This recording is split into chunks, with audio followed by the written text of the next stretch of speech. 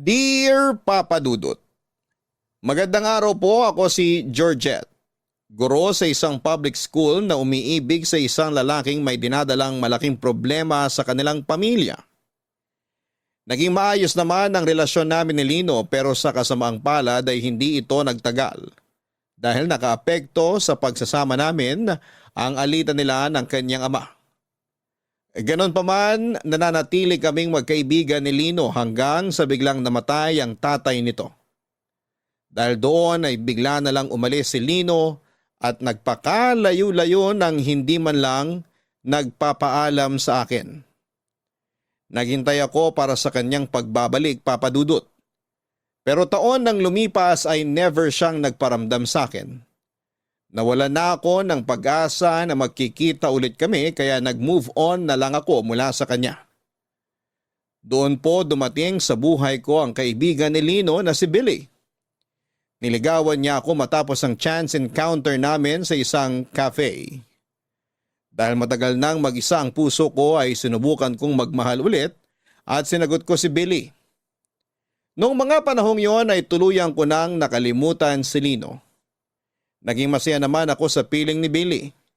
Sa katunayan ay handa nga akong pakasalan siya kapag nag-propose siya sa akin. Ganon ako kaseryoso sa kanya, Papa Dudut, pero ang marriage proposal na inaasahan ko ay naging mailap. Okay lang naman yon para sa akin. Wala mang singsing ay nagpatuloy ang magandang relasyon namin ni Billy. Hanggang sa isang araw, ang mundo ko'y biglang bumaliktad nang bigla na lang bumalik si Lino sa buhay namin nang walang pasabi. Nung nalaman ko ang balita ay agad ko siyang pinuntahan kasama ang nooy boyfriend kong si Billy.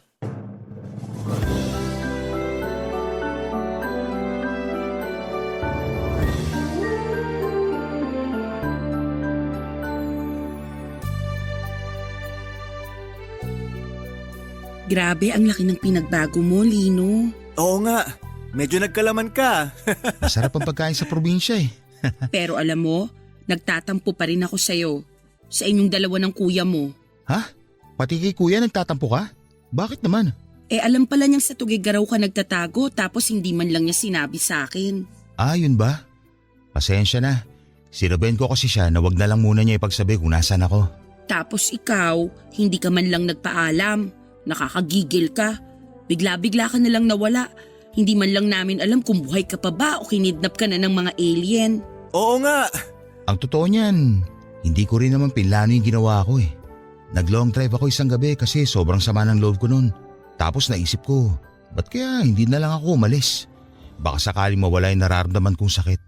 Pag uwi ko, kumuha ako ng damit. Iniwan ko lahat ng gamit ko tapos sumakay na ako ng bus papuntang Tugigaraw. Ano yon, soul searching? Kailangan mo hanapin sarili mo, ganon? Parang ganun na ngayon nangyari. Pero kahit na, dapat nagsabi ka man lang. Maiintindihan naman namin eh. Hindi ko na rin alam kung anong pumasok sa isip ko noon eh. Basta ang naalala ko na lang, ayoko na. Ayoko nang maalala yung mga masasakit na nakaraan ko. Pasensya na kung pinag-alala ko kayo. Ano pa nga bang magagawa namin? Tapos na. Nangyari na eh. Ang mahalaga, nakabalik ka na. Salamat sa pag-iintindi. So, kumusta naman ang naging buhay mo dun sa probinsya? Maganda. Tahimik, sobra. Mababait yung mga tao doon. Tapos yung environment, ibang-iba dito sa Maynila. Sobrang peaceful doon. Parang ang gaan ng buhay, walang problema. Maganda naman pala dun eh. Bakit mo iniwan yung lugar na yon? Nandito na yung buhay ko eh. Maganda doon, oo. Pero mas komportable ako sa buhay sa syudad. Tsaka, namiss ko kayo. Wala kayang Billy doon na lagi nag-aaya ng inuman at galaan. Si Raulo ka talaga. Alam na ba to ng tropa na nagbalik ka na? Oo, nasabihan ko na yung iba. Malamang alam na rin ng lahat. Di ano pang inaantay mo dyan? Inuman na ulit. Basta muna tayo sa inom. Hindi pwede, dapat… teka, may tumatawag sa akin. Sino? Sa shop. Maiwan ko muna kayong dalawa. Baka nagka-problema na naman sila sa inventory. Alam nyo naman dun, hindi sila makapagtrabaho ng matino kapag wala ako. O sige, check mo muna sila doon. Lino, sa labas muna ako ha. Sige lang.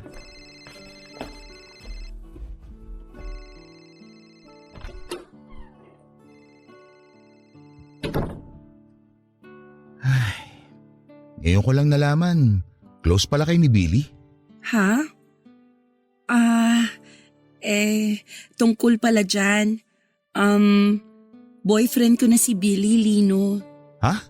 Kailan pa? Matagal na. Mahigit 1 taon na rin kaming dalawa. 1 taon na? Hindi mo na ako nahintay? Nawala ka, Lino. Umalis ka nang walang paalam, nang walang pasabi kung kailan ka babalik. Anong hihintayin ko kung hindi naman ako sigurado kung babalik ka pa ba o hindi na? I'm sorry. 2 taon kang nawala. Tapos aasahan mo open arms kitang tatanggapin pagbalik mo? Hindi ganun yun, Lino. Hindi ako rest house na pwede mong iwan ng mahabang panahon tapos babalikan mo lang kapag trip mong magbakasyon. Hindi naman ganun ang turing ko sa'yo eh. Oo, hindi nga. Pero ganun yung ginawa mo sa akin. Kaya wag mo akong sasabihan na hindi kita nahintay. Dahil matagal na panahon din akong naghintay sa'yo bago ko pinapasok si Billy sa puso ko. Naiintindihan naman kita. Nagulat lang ako na… Ano na, tara na, painom ka na, Lino. Anong sabi sa shop? Wala, napindot lang daw. Ano, Lino? Kung ayaw mong uminom, gusto nyo lumabas na lang tayo? Kailangan nating i-celebrate yung pagbabalik mo. Tatawagan ko yung tropa. Next time na lang siguro. Ako na lang mag-aaya sa susunod. Ganun ba? O sige, kung ganun mauna na kami ni Georgette. Aalis na tayo? Oo, di ba sabi mo kailangan ng materials para sa activity nyo sa school bukas? Oo nga pala. O paano? Mauna na kami, Lino. Sige, mag-ingat kayo. Salamat sa pagbisita.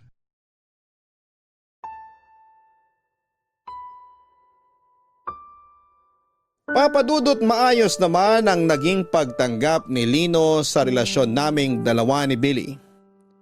Pero kahit ganoon ay hindi niya ikinaila na medyo na-disappoint daw siya dahil hindi ko raw siya nahintay. Nangako kami sa isa't isa na maghihintayan kami pero binugo ko siya. Hindi naman siya nagalit sa ginawa ko dahil alam niyang may kasalanan din siya sa nangyari at totoo naman yon. Never siya nagparamdam o nag-update man lang sa buhay niya ng ilang taon at hindi rin naman pwedeng forever na lang akong maghintay para sa kanya. Masaya ako na naging maganda ang outcome sa ginawang paglayo ni Lino. Napakalaki ng ipinagbago nito. Sa totoo lang ay parang mas nag-glow up pa nga siya. Nadagdagan ang timbang nito. Naging maaliwalas ang mukha niya, naging masiyahin, mas open siya sa lahat. Ang kwento sa akin ni Lino ay marami siyang na-realize sa pagtira niya sa Tuguegarao. Doon ay natutunan niyang patawarin ang sarili niya. Ganon din ang mga taong nagkasala sa kanya. Mas lumawak ang pangunawa niya at napagtanto niyang marami pa siyang purpose sa buhay. Paano ako magagalit, Papadudot, sa biglang pag-iwan sa akin ni Lino kung naging maganda naman ang kinahinatnan ng pag-alis nito? Kaya sa huli kinalimutan na lang namin ang mga nangyari sa nakaraan at katulad ni Lino ay sinubukan naming magsimula ulit. Ang problema kung ang lahat ay masaya dahil sa pagbabalik ni Lino, isang tao naman ang nagkaroon ng pangamba. Walang iba kundi ang boyfriend kong si Billy. At yun mismo ang inamin niya sa akin, Papadudot. Georgette, sandali. Ipagbubukas kita ng sasakyan. Ay wow, ang sweet naman. Anong nakain mo ngayon, ha? Dati naman na akong sweet ah. I mean, mas extra sweet ka ngayon. Ayaw mo nun? Pumasok ka na. Salamat.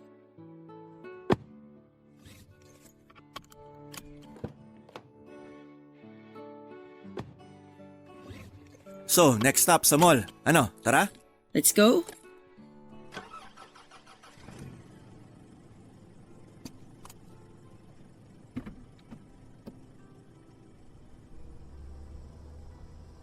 So, kumusta ka naman? Okay naman ako. Bakit mo natanong? Wala naman. Gusto ko lang malaman kung anong nararamdaman mo ngayong nagbalik na si Lino. Masaya. Kasi at least alam nating okay na siya ngayon. Bakit ikaw? Hindi ka ba masaya para sa kanya? Masaya rin ako na nagbalik na siya. Pero Walang pero, masaya talaga ako. parang may something na ayaw mong sabihin eh. Ano yon? Sabihin mo na. Iniisip ko lang kung bakit siya bumalik. Kung maganda na pala yung buhay niya sa probinsya, bakit pa siya bumalik dito? Hindi ba nasagot na niya yan? Sabi niya, na-miss niya yung buhay dito sa Maynila. Kayong kabarkada niya, na-miss niya. Kami ba talaga yung sadya niya kaya siya bumalik? O baka naman ikaw? Ha? Bakit naman ako magiging sadya ni Lino? Alam naman natin pareho na may nakaraan kayong dalawa. Hindi natin maikakaila yun. O tapos, yung nangyari sa amin, tapos na yon. Katulad nga ng sinabi mo, nakaraan na yon.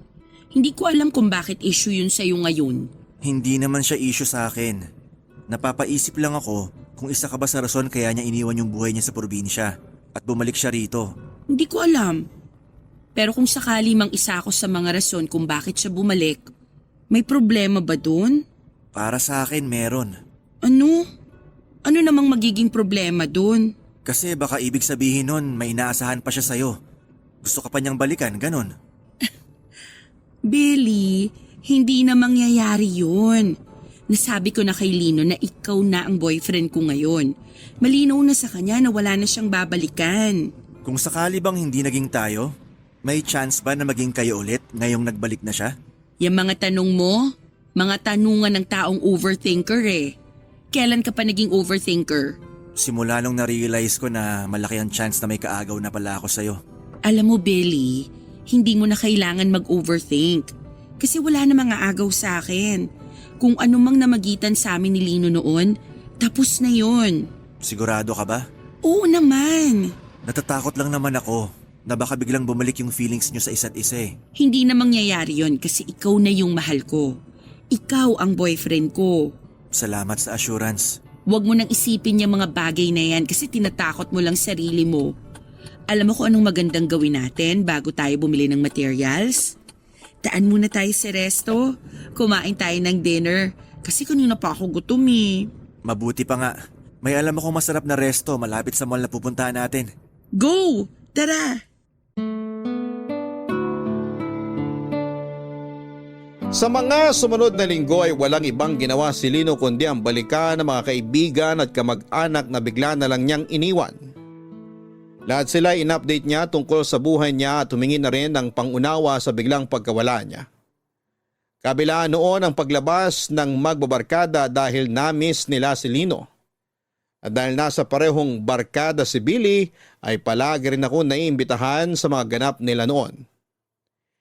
Papadudot isang bagay ang napansin ko kay Lino tuwing magkakasama sila ng barkada niya. Kahit umuulan ang alak ay hindi na umiinom pa si Lino. Kahit na anong pilit sa kanya ng mga kaibigan niya ay tuluyan na raw niyang kinalimutan ang alak. Para bang naging allergic na siya doon. Masaya na siya na nakikipagkwentuhan lang sa mga kasama niya kahit na hindi siya umiinom. Noong moment na yon ay sobrang proud na proud ako para sa kanya. At dahil hindi rin ako umiinom ay hindi nakawala sa akin ang mga nakaw tinging ginagawa sa akin ni Lino. Maraming pagkakataon ko siyang nahuhuli na pasulyap-sulyap sa akin na para bang teenager na nakatingin sa kanyang crush. Nang patapos na ang inuman nila, ay isa-isa nang nagpaalam ang mga kaibigan nila Lino at Billy. Naghahanda na rin akong umuwi noong nakita ko si Lino na aligaga at para bang gusto akong lapitan. Pero dahil nasa tabi ko lang si Billy ay hindi siya makalapit sa akin. Maging ako. Gusto ko man siyang lapitan para kausapin katulad ng ginagawa namin dati ay hindi ko rin ginawa. Alam kong ibang tingin ni Billy kay Lino kaya minabuti kong lumayo na lang muna sa kanya para hindi mag-overthink si Billy.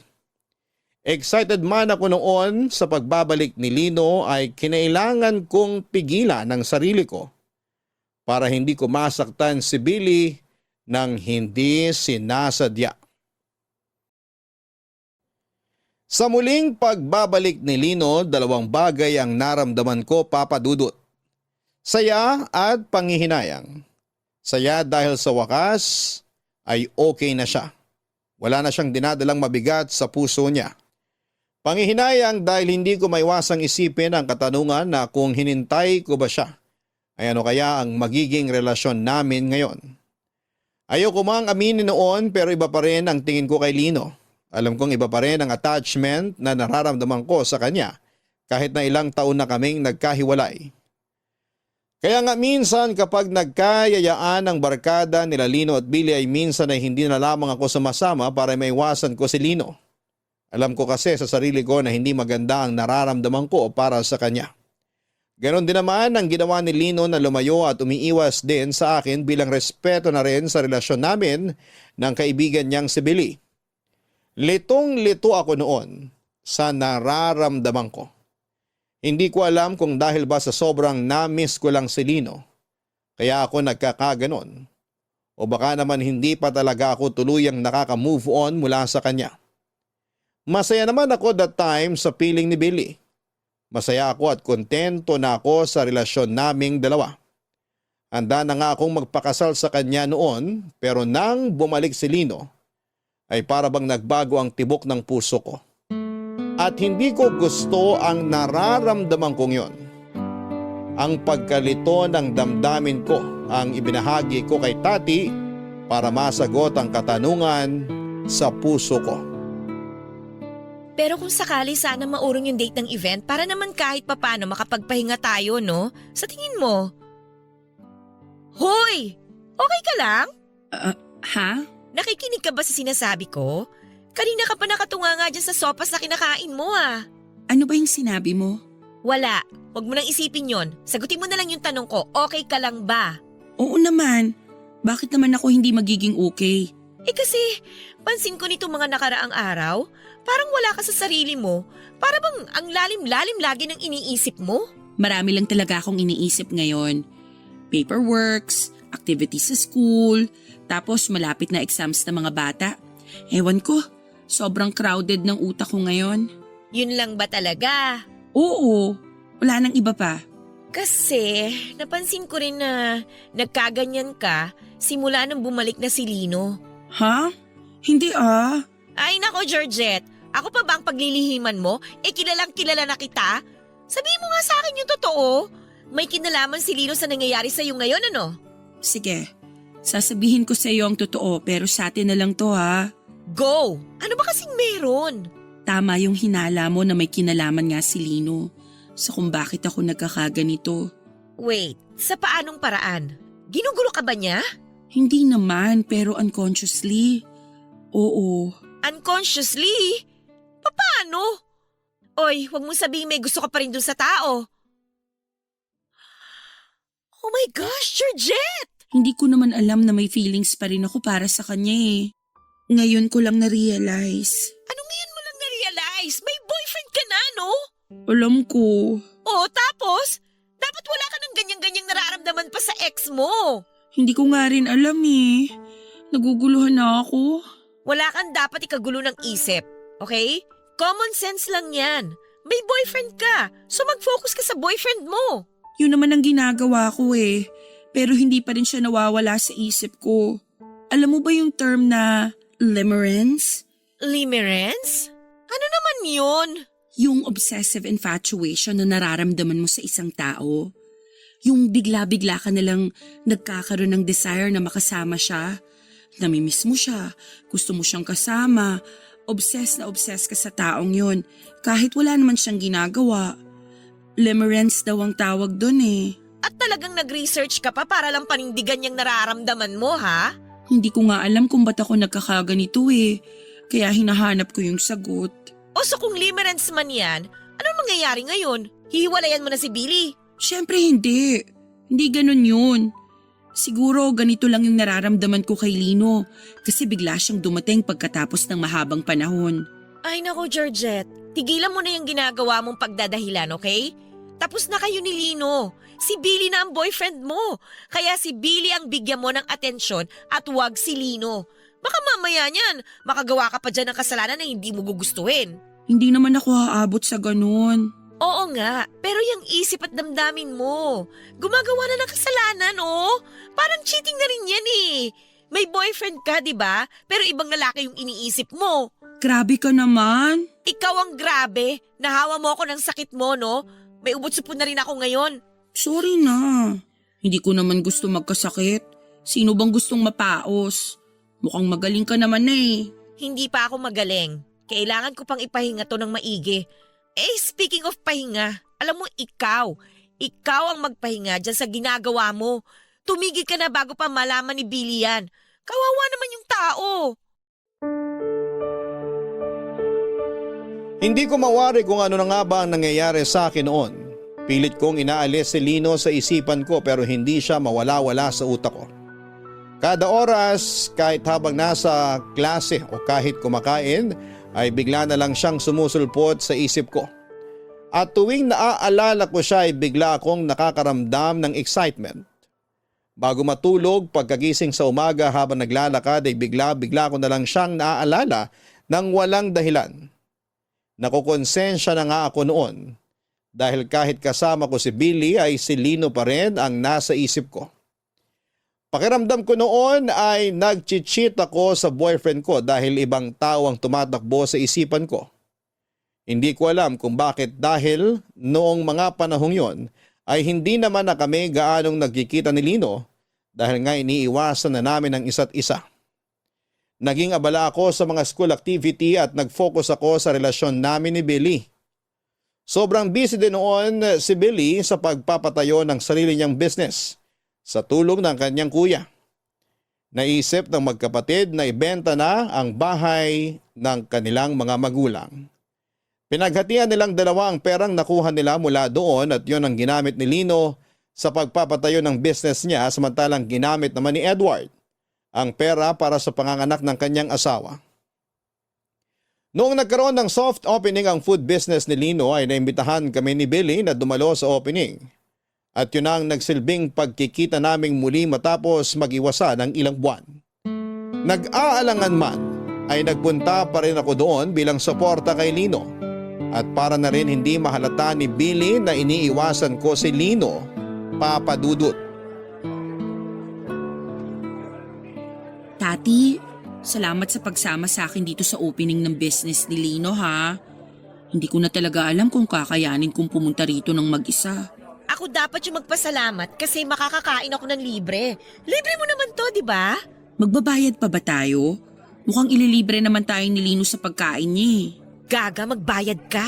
Kaya nga inimbita tayo rito para suportahan yung business niya. Opening to, hindi food tasting, no? Ganun ba yun? Oo naman, ano ka ba? Ikaw talaga, kuripot mo rin eh, no? Teka, bakit pala nandito tayo sa sulok? Bakit hindi tayo join dun sa grupo nila dun sa harap? Ay, ayoko. Dito na lang tayo. Sinabi ko naman kay Billy na sila na lang munang magsama. Total, sila naman yung barkada ni Lino. At saka idinahilan kita na wala kang kasama kaya nandito tayo ngayon sa may dulong table. Nirason mo pa talaga ako, ha? Ang galing! Galing. Bakit? Tinataguan mo ba si Lino? Eh di ba sabi mo iwasan ko siya? Yun ang ginagawa ko ngayon. Iniiwasan siya. Kung gusto mo talaga siyang iwasan, pwede namang huwag ka na lang pumunta eh. Sabihin mo masama yung pakiramdam mo. Eh di parehong nagduda si Lino tsaka si Billy. Okay na yung ganito, hindi masyadong obvious. Ikaw talaga? Gumagawa ka ng sarili mo ikakapahamak eh. Hindi ko naman ginusto tong nararamdaman ko eh.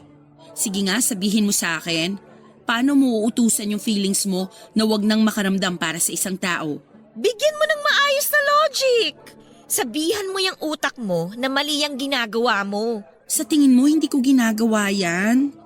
Araw-araw kong nire-remind ang sarili ko na mali tong ginagawa ko, na lagi kong iniisip si Lino kahit hindi naman na dapat. Alam ko na kung ano yung problema. Hindi ikaw eh. Hindi ang isip mo. Hindi ang puso mo. Eh ano? Eh di ba bigla siyang nawala nung nagpaplano kayong magkabalikan sana kung sakali mang maayos nyo na yung sarili-sarili nyong problema? Yun yung bago namatay yung tatay ni Lino. Kaso hindi natuloy kasi nga bigla siyang nag-far away. Oo. O tapos ngayon, bumalik siya na parang walang nangyari. Oo nga, alam ko na yung mga yan. So ano yung dahilan kung bakit ako nagkakaganito? Kasi wala kayong closure. Kumbaga sa libro, bukas pa yung storya niyong dalawa. Hindi pa natatapos, wala pang ending. Hindi pa naisasara yung libro ninyong dalawa. Parang open ending yung kwento namin, ganon? Tumpak! At dahil Dahil open ending ang story niyong dalawa, kung ano-ano ngayon ang tumatakbo dyan sa isip mo. Kaya hindi mo maalis-alis si Lino dyan sa utak mo. Mukhang tama ka nga. Baka ganun nga yung nangyayari sa akin ngayon. Mukhang kailangan ko nga talaga ng closure. Oh, ano pang hinihintay mo? Nandyan na si Lino, oh. Kausapin mo na para magkaroon kayo ng closure. Sandali lang. Hindi ko pa alam kung anong sasabihin ko. Wala ka namang ibang sasabihin kundi tapusin yung ugnayan yung dalawa eh. Sabihin mo sa kanya na isasara mo na yung storya nyo, na wala ng sequel, wala ng part 2, ending na talaga. Sige, gagawin ko yung sinabi mo. Pero kailangan ko munang mag-ipon ng tapang. Kailangan ko munang ayusin tong pag-iisip ko bago kami mag-usap. Ay naku, bala ka nga. Ang maganda niyan, para mas malinawan yung utak mo, kailangan na nating kumain. Nasaan na ba yung order natin? Gusto ko na matikman yung pansit ni Lino eh. Teka nga, follow up ko lang ha. Mabuti pa nga. Gutom na rin ako eh.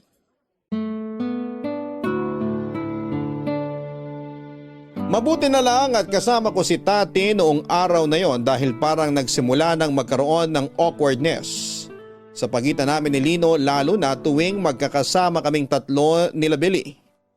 Noong time na yon ay inilayo ko ang sarili ko sa kanila. Inayaan ko na lamang silang magbabarkada na magsama-sama samantalang ako ay kasama ko naman si Tati sa gilid lang. Successful ang naging opening ng food business ni Lino Papadudot. Marami ang sumuporta sa kanyang kaibigan kaya naman dinumog ng tao ang soft opening ng kanyang kainan.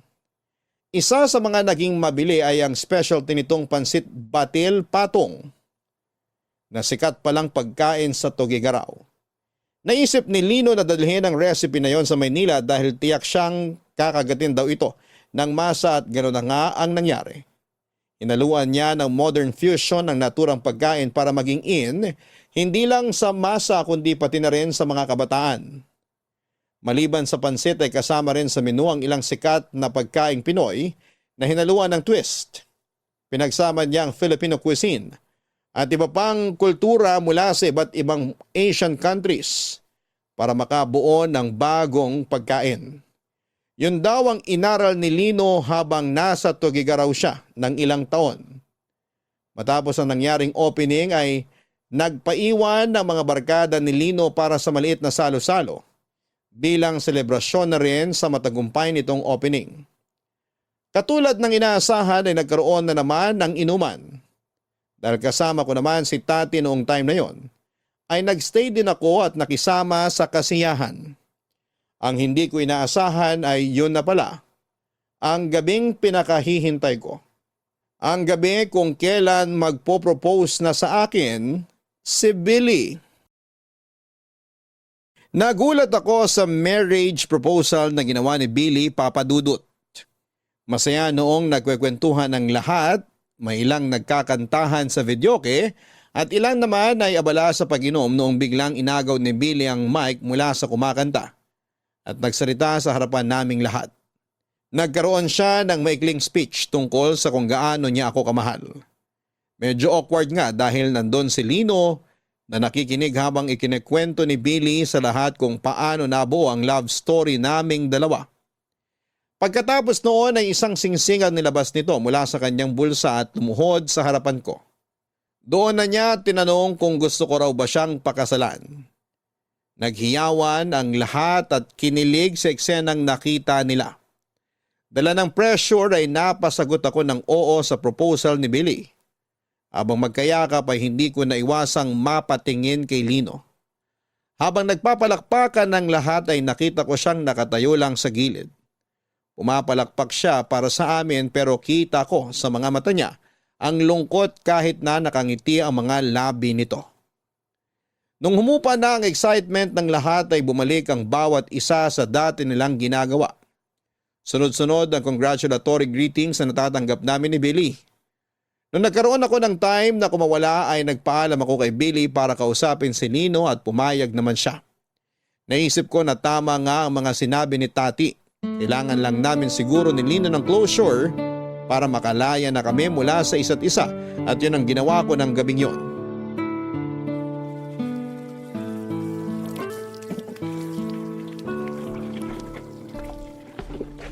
Lino, busy ka ba? Oh, ikaw pala. Hindi naman ako busy. Tinatapos ko lang itong mga nagamit na pinggan para wala na hugasin bukas. Bakit? Pwede ba tayong mag-usap? Oo naman. Anong meron? Hindi ko alam kung dapat pa ba natin tong ungkatin pero gusto ko sanang pag-usapan natin yung nangyari sa atin noon. Anong ibig mo sabihin? Yung past natin. May dapat pa ba tayong pag-usapan tungkol doon? Ang awkward naman nito. Sige, wag na lang. Georgette, sandali. Makikinig ako. Ano yung gusto mong pag-usapan natin? Yung nangyari sa atin noon, may mga pinagsisisihan ka ba sa nangyari?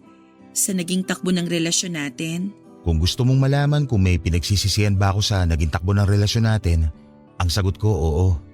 Marami. Marami akong pinagsisisihan sa mga ginawa ko na kung mababalik ko lang yung nakaraan, marami akong babaguhin. Marami akong gustong gawin. Nagsisisi ka saan? Saang parte? Kasi kung ako ang tatanungin mo, wala akong pinagsisisihan sa relasyon natin. Naging masaya ako na nakilala at naging boyfriend kita noon. Nakakalungkot na kinailangan kitang hiwalayan. Pero kailangan kong gawin yon para rin sa sarili ko. Hindi ko rin pinagsisisihan yung ginawa kong yon, Lino. Salamat na ganun ang tingin mo sa relasyon natin. Masaya, hindi malilimutan. Sa akin kasi, yung parting yun ng buhay ko ang isa sa mga pinakamahirap. Sobrang lugmok ako nun sa puntong nasayang kita. Sinayang kita. Hinayaan kitang umalis. Hindi man lang kita ipinaglaban kahit na alam ko sa sarili ko kung gaano kita kamahal. Kung ganon, bakit ka umalis? Bakit hindi ka nagsabi sa akin? Noong mga panahong nasa Tugigaraw ka ba? Ni isang beses? Naalala mo man lang ba ako? Araw-araw. Hindi mo alam kung gaano ang paghihirap na tiniis ko. Na ginawa ko para pigilan ng sarili ko na kontakin ka. Walang araw na hindi ka pumasok sa isip ko. Ang problema lang, hindi dumapo sa isip ko na habang nagtatago ako at inaayos ang buhay ko, naiwan kita naghihintay, umaasa na mag-isa. Nung nalaman mong kami na ni Billy, anong unang pumasok sa isip mo?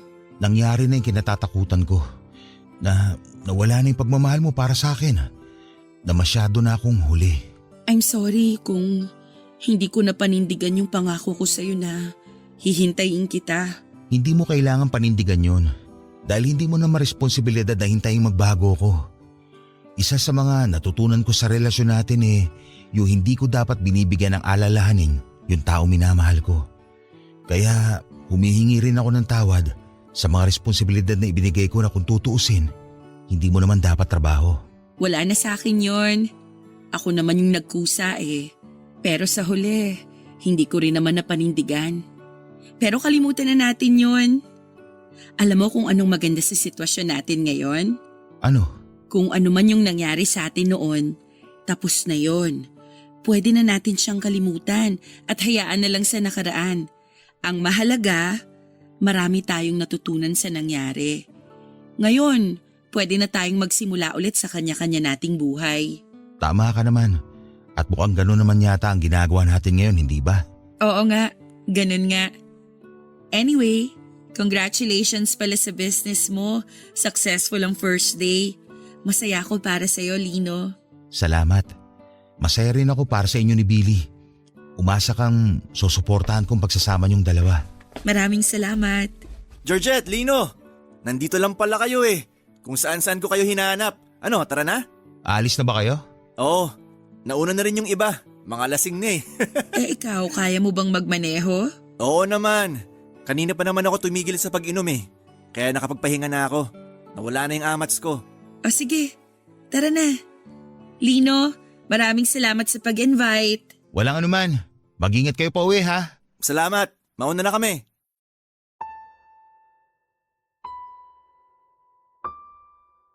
Papadudot, akala ko matatapos na ang nararamdaman ko kapag nagkausap na kami ng masinsina ni Lino. Pero sa naganap na pag-uusap namin, sa halip na closure ang matanggap ko, ay mas lalo pang gumulo ang nararamdaman ko. Bigla na lang nagkaroon ng pagdadalawang isip ang puso ko. Kung noon ay willing at ready na akong pakasalan si Billy, noong time na yon ay para bang nagkaroon ako ng pag-aalinlangan. Ang kagustuhan ko noong pakasalan si Billy ay bigla na lang nabawasan dahil hindi ko mabitaw-bitawan si Lino. Alam kong mali ang nararamdaman ko kaya pilit kong inalis sa isipan ko si Lino. Tuwing nagkakaroon ng imbitasyon mula sa kanya ay hinahayaan ko na lamang si Billy na magpuntang mag-isa sa kanila para hindi ko na ulit siya makita pa. Lagi na lang akong nagrarason na busy ako sa trabaho kaya hindi ako nakakasama sa mga ganap nila. Nakakainis dahil ang tagal kong hinintay na mag-propose sa akin si Billy. Sobrang excited na ako noong pagplanuhan ang pag-iisang dibdib namin pero kung kailan nangyari na nga. Ang inaasahan ko ay saka naman ako nag-alangan. Deep inside, may nararamdaman ako sa puso ko na hindi tama. Ganun pa man ay nagpatuloy ang preparasyon namin ni Billy para sa kasal namin kahit na alam kong sa loob-loob ko. Ay nag-iisip na ako kung tama ba itong pipiliin kong landas o nasa maling direksyon ba ako, Papa Dudut.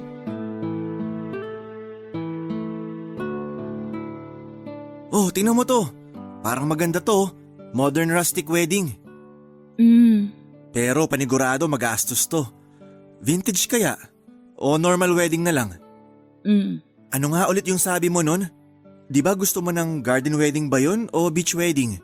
Kasi yung panahon kasi natin ngayon, mahirap tiyempuhin eh. Kaya hindi rin advisable na mag-outdoor wedding. Ano sa tingin mo? Aha, mahirap nga. Ano ba? Ano pa bang suggestion mo? Georgette, okay ka lang ba? Ha? Parang wala ka namang kalatoy-latoy ngayong araw. Masama ba pakiramdam mo? Ay hindi. Hindi, okay lang ako. Maayos naman pakiramdam ko. Eh bakit parang wala ka namang interest dito sa pinag-uusapan natin? Bumili pa nga ako ng wedding magazine kasi akala ko magugustuhan mo to. Pero parang nasa ibang dimension naman yung isip mo. Sorry, puyat kasi ako kaya hindi pa nagfa-function ng maayos tong utak ko. Gusto mo ba ng kape? Mag-order ako. Hindi na, salamat. Nagkape na ako sa bahay kanina. Dati-rati kapag kasal ang pinag-uusapan, sobrang excited mo. Bakit ngayon di ko na maramdaman yung excitement mula sa'yo? Marami lang talagang tumatakbo sa isip ko ngayon. Pasensya ka na ha. Tulad ng, Basta, sabihin mo na. napaisip lang ako. Aware ka pala na matagal ko nang gustong magpakasal? Akala ko hindi mo lang magets yung ginagawa kong pagpapapansin noon. Oo naman. Lagi mo kayang binabanggit sa akin yung pagpapakasal. Hindi mo man sinasabi directly pero ramdam ko. Pero bakit ngayon ka lang nag-propose sa akin? Kung ganong alam mo na pala yung gusto ko. Siyempre hindi naman ganun kadaling magpakasal, Georgette. Kailangan ko pa rin pag-isipan yun ng maigi. Hindi basta-basta ginagawa yung desisyon na yun. Oo, naiintindihan ko naman na hindi ganon kadali ang magdesisyon. Pero bakit ngayon? Bakit biglang naisip mo na gusto mo na palang magpakasal ngayon? Anong dahilan? Anong meron ngayon na wala noon? Hindi ko alam na kailangan pala ng interview pagkatapos ng proposal. Marami kasi tayong bagay na kailangan i-consider bago magpakasal. Siyempre yung expenses, yung status natin kung kaya ba nating bumuo ng pamilya and whatnot. Tapos siyempre kailangan ding ready tayo mentally. Lahat ng yon and other factors, pinag-isipan ko muna bago ko nag-propose sa'yo. Para sa ganun, masasabi kong ready na talaga ako. I see. Bakit parang hindi ka satisfied sa sagot ko? Hindi ba yun yung inaasahan mong sagot? Wala bang kinalaman si Lino dito? Si Lino? Anong connect ni Lino sa kasal natin? Napaka-coincidental lang kasi na sa tagal ng panahong nagpaparamdam ako sa'yo na gusto ko nang magpakasal. Saka mo lang naisip na mag-propose kung kailan bumalik na si Lino. Hindi ba yun ang dahilan? Siyempre hindi. Bakit naman si Lino ang magiging dahilan kung bakit kita pakakasalan? Pakakasalan kita kasi mahal kita. Kung iniisip mo na si Lino nag-trigger kung bakit ako biglang nag-propose sa'yo, hindi siyang dahilan. Sorry, na-curious lang ako. Aaminin ko. Oo, na-threaten ako nung biglang bumalik si Lino. May past kayo eh. Natural lang naman siguro na makaramdam ako ng ganon. Lalo na't siya yung dahilan kung bakit natagalan ka rin na sagutin ako noon. Ngayong bumalik na siya, nagkaroon ako ng takot na baka may nararamdaman ka pa rin para sa kanya. Pero hindi yun ang dahilan ng naging proposal ko sa'yo. Nag-propose ako sa'yo dahil gusto kitang mapangasawa, Georgette. Huwag kang mag-alala. Wala na akong nararamdaman para kay Lino. Huwag mo na siyang ituring na threat dahil matagal nang tapos yung sa amin. Tsaka nag-yes ako, 'di ba? Ibig sabihin, ikaw ang gusto kong makasama. Ikaw ang gusto kong pakasalan. Ganun naman pala eh. Ano bang iniintay natin? Planuhin na natin tong kasal natin. Akin na nga yan. Patingin yung sinasabi mong rustic wedding kung maganda. Eto. Maganda siya. Simple pero elegante. Tingnan mo. Alam ko sa sarili ko nang lahat ng lumabas mula sa bibig ko noong araw na yon ay pawang kasinungalingan lamang. May nararamdaman pa ako para kay Lino at yon ang totoo. Nasabi ko lang ang mga yon kay Billy dahil ayoko siyang masaktan. Pero ang totoo ay nahahati na ang puso ko para kay Billy at kay Lino. Gusto ko pa rin si Lino, Papa Dudut. Yun ang dahilan kung bakit bigla na lang akong nawala ng gana sa paparating sanang kasal namin ni Billy. Yun ang dahilan kung bakit hindi ko maalis-alis si Lino sa isip ko. Yun ang dahilan kung bakit hindi ako mapakali tuwing nakakasama ko si Lino. Sa mga sumunod na buwan ay pinakiramdaman ko ang sarili ko. Naisip ko na baka may magbago pa sa nararamdaman ko sa paglipas ng mga araw. Pero habang tumatagal, ay mas lalo lang gumulo ang isipan ko. Ang problema ko ay kung ano ba dapat ang susundin ko. Sino ba dapat ang pipiliin ko? Hindi ko alam kung susundin ko ba ang sinasabi ng isip ko na ipagpatuloy ko na lang ang nasimula namin ni Billy. Dahil siya naman ang nandyan noong nawalan ako ng kasama. Mahal ako ni Billy, ramdam ko yon at mahal ko rin naman siya. Pero kung ako ang tatanungin ay iba ang isinisigaw ng puso ko. Mas matimbang ang pagtingin ko para kay Lino kumpara kay Billy. Ang mahirap ay hindi ko alam kung alin ba ang tamang gawin. At noong mga panahong yon ay gulong-gulo na talaga ako. Lalo na't habang tumatakbo ang oras, ay mas lalong napapalapit naman ang araw ng kasal namin ni Billy, Papa Dudut. Kahit hindi sigurado sa nararamdaman ko ay nanatiling tikom ang bibig ko. Sumabay na lamang ako sa agos at nakipag-cooperate sa mga preparation para sa kasal namin ni Billy. May date na ang kasal namin, Papa Dudut. Nakaredy na rin ang buong entourage at may mga nakausap na kami pagdating sa catering, photography at pati sa venue. Handa na ang lahat maliban sa akin at hindi ko alam kung papaano ko aaminin kay Billy na nagkaroon na ako ng cold feet o ang kawalan ng kumpiyansa kung dapat ko bang ituloy ang pagpapakasal. Ayoko siyang saktan pero sa parehong pagkakataon ay naisip ko na kung ipagpapatuloy ko ang kasal, nang hindi ako sigurado ay dalawa kami ni Billy ang magsasuffer. Ang ginawa ko na lamang ilang linggo bago ang kasal ay umuwi ako sa probinsya namin para malinawan ang utak ko. Gusto kong lumayo muna sa lahat ng problema ko at huminga. Doon ay kinausap ko ang mga magulang ko at humingi ako ng payo sa kanila, Papa Dudut. Inamin ko sa kanila ang lahat. Sinabi ko sa kanilang nahahati ang puso ko sa dalawang lalaki. Pareho nilang kilala sina Billy at Lino, Papa Dudut.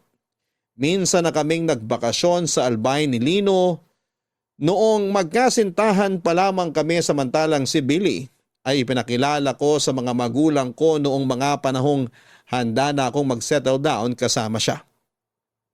Ang tanging na ipayo sa akin ng mga magulang ko ay sundin ko raw kung ano ang nasa puso ko dahil yon ang tanging makapagpapasaya sa akin. Mahirap tanggapin ang katotohanan pero sa halip na patuloy na saktan, ang taong walang ibang ginawa kundi ang mahalin ako ay marapat daw na sabihin ko na lamang sa kanya ang katotohanan. Pagkabalik ko ng Maynila ay nagpasya na ako sa dapat kong gawin. Una kong kinausap si Billy, pagkabalik ko, Papa Dudut.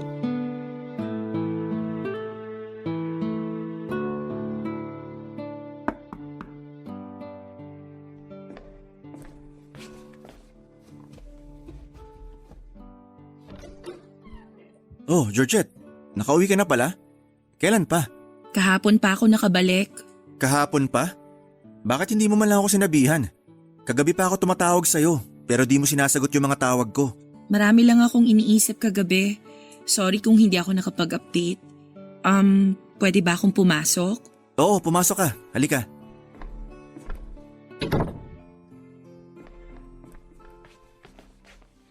Upo ka muna rito. Salamat. Pasensya na sa kalat. Nasa kalagitnaan ako ng paglilinis eh. Nag-lunch ka na ba? Sakto, nagluluto ako ngayon. Huwag ka na mag-abala. Tapos na akong kumain. Ganun ba? O sige, drinks na lang. Billy, kailangan nating mag-usap. Okay. Tungkol saan? Nagpunta ako sa probinsya, hindi dahil may emergency si nanay. Umuwi ako sa amin para makapag-isip-isip. Isip-isip?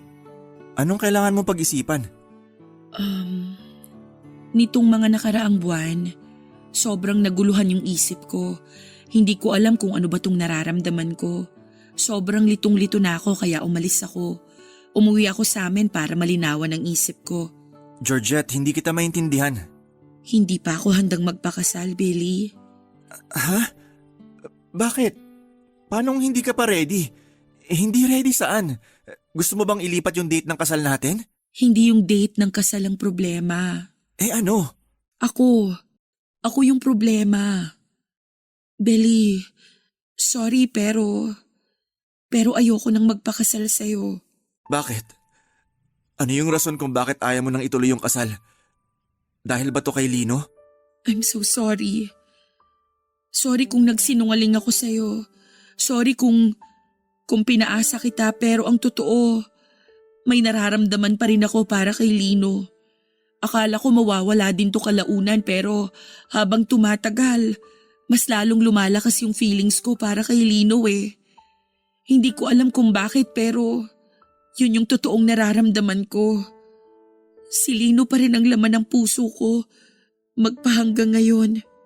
Kung ganon, wala na talaga akong magagawa. Kahit ipaglaban ko tong pagmamahal ko sa'yo, matatalo pa rin ako kasi hindi naman talaga ako yung totoong mahal mo. Tama ba? Lahat ng ipinakita ko sa'yo noon, totoo ang mga yun. Nagkagusto ko sa'yo. Minahal kita. Ikaw na nga yung lalaking inakala kong makakasama ko habang buhay eh. Pero nung dumating si Lino, nakita ko kung paanong mas matimbang pa rin yung pagmamahal ko para sa kanya. Inaasahan ko na yan. Alam ko naman na may nauna na dyan sa puso mo. Kaya nga ako na-threaten nung bumalik si Lino kasi alam kong kapag nangyari yung kinakatakot ko, wala akong laban sa kanya. Hanggang sa nangyari na nga. Dumating na yung araw na ayaw kong mangyari. Yung piliin mo siya kesa sa akin. I'm so sorry. Sana mapatawad mo ko. Natanong mo sa akin dati kung bakit natagalan bago ko nag-propose sa'yo. Ito ang isa sa mga dahilan. Kaya ako natagalang mag-propose sa'yo kahit na gustong gusto ko nang gawin yun noon. Kasi hindi ko alam kung ano magiging reaksyon mo kung sakali mang bumalik si Lino sa buhay mo. Kaya ako nag-propose kung kailan nagbalik na si Lino para malaman ko kung sinong pipiliin mo sa aming dalawa. Akala ko nga ako na yung nagwagi kasi tinanggap mo yung singsing na binigay ko. Pero sa huli, mas mananaig pa rin talaga yung taong mas nauna na. Huwag ka mag-alala. Papalayain kita kung yun ang hinihiling mo. Ayoko rin namang maging kontrabida sa buhay nyo. Masakit para sa akin pero mas masakit kung ako yung pipiliin mo kahit hindi naman ako yung totoong mahal mo. Kaya, Georgette, papalayain kita. Hindi dahil sumuko ako, kundi dahil mahal kita at gusto kong maging masaya ka. Hindi man dahil sa akin, pero at least masaya ka sa piling ng iba.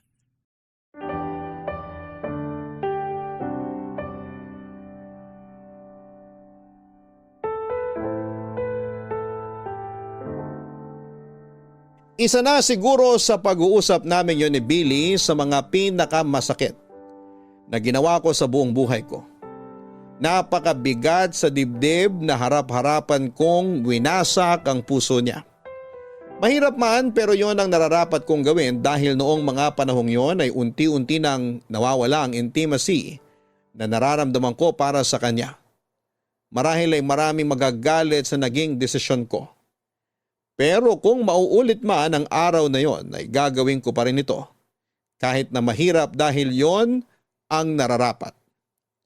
Wala nang ibang nagawa si Billy kundi ang tanggapin ang katotohanan Nagulat ang lahat noong nalaman nila ang balitang hindi na matutuloy ang kasal. Isa-isa naming tinawagan ang mga kinontrata namin para i-cancel na ang mga reservation na ginawa namin. Pagkatapos noon ay nagpakalayo-layo si Billy para makalimot at naintindihan ko ang ginawa niyang yon. Hindi na ulit kami nagkausap matapos ang paghihiwalay naming dalawa.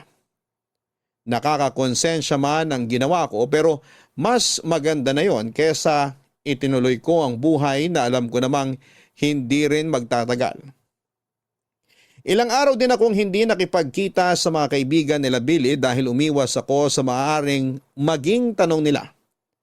Tanging sa school at bahay lang ako nananalagi at kung lalabas man ay si Tati lang ang lagi kong kasama. Makaraan ngang isang linggo ay nag-message sa akin si Lino at tinanong kung okay lang ba ako. Doon ko na siya sinabihan na gusto kong makipagkita sa kanya para makausap siya, Papa Dudut.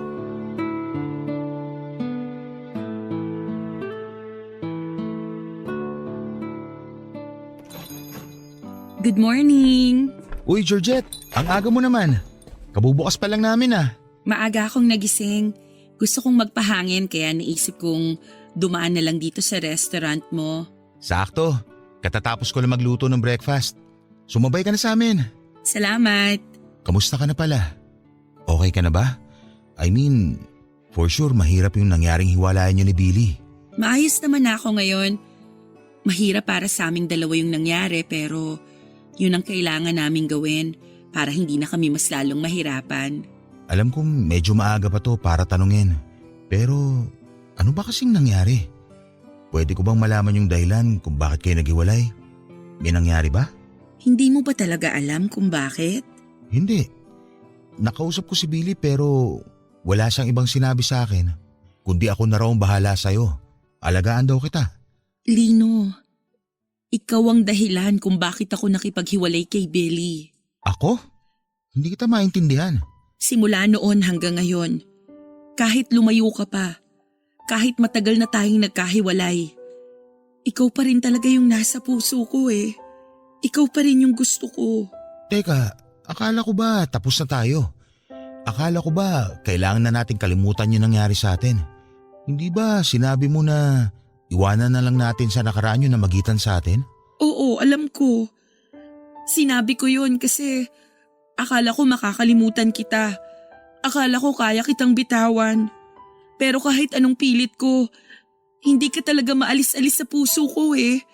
Ikaw pa rin talaga. Georgette, hindi ko alam kung anong sasabihin ko. Sabihin mo sa akin kung anong nararamdaman mo. Sabihin mo sa akin na tama yung desisyong ginawa ko. Hindi ko masasabi na tama yung ginawa mo, pero handa ko na saluhin ka. Handa ko na magsimula ulit kasama ka dahil yun din naman ang gusto kong mangyari. Kung ano man yung nararamdaman mo ngayon, ganun din ako, Georgette. Hanggang ngayon, ikaw pa rin ang gusto ko kahit na may iba ka ng minahal. Noong nalaman ko nga na may bago ka ng boyfriend, sobrang sakit nun para sa akin. Pero alam kong wala akong karapatang magreklamo dahil kasalanan ko rin naman eh. Iniwan kita at kung ano man yung mga bagay na ginawa mo nung wala ako, hindi ko pwedeng isisi sa'yo yun kasi ako yung nagkamali. Kaya ngayon masaya ako na malaman na ako pa rin pala yung gusto mong makasama at nagpapasalamat ako dun. Salamat. Sobrang lakas ng kabog ng dibdib ko ngayon kung alam mo lang. Ready naman ako eh kung sakaling nagbago na yung pagtingin mo sa akin. Kung hindi na ako yung gusto mo, tatanggapin ko yun pero mabuti na lang. Mabuti na lang talaga. Magsimula ulit tayo. Kalimutan na natin yung nakaraan. Gumawa ulit tayo ng bagong alaala para matabunan yung mga nangyari noon. Oo, gusto ko yan. Simulan na natin ngayon. Hi, ako pala si Lino, restaurant owner. Ulila na sa magulang pero heto't nagpapakatatag at nagsusumika para maging mabuting tao. Wala nang excess baggage, wala nang past trauma, wala nang issue sa buhay. Ako naman si Georgette, isang public school teacher na maraming nagawang maling desisyon sa nakaraan pero natuto at patuloy pa ring natututo para katulad mo maging mabuti ring tao. Nice to meet you, Lino. Nice to meet you too, Georgette. So, pwede na ba manligaw? Ligaw na agad? Pwede bang mag-breakfast muna? Oo nga pala. Halika na. Nakahanda na yung almusal sa kusina. Makakatikim na ba ako nung pansit ngayon? Lagi kasing sold out eh. Mamaya pa yun pero sige. Ipagluluto kita ng special pansit patil patong ko.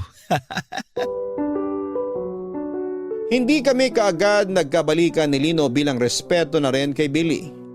Nagstay kami bilang magkaibigan ni Lino ng ilang buwan para malinawan ang puso't isipan namin bago kami magsimula ulit.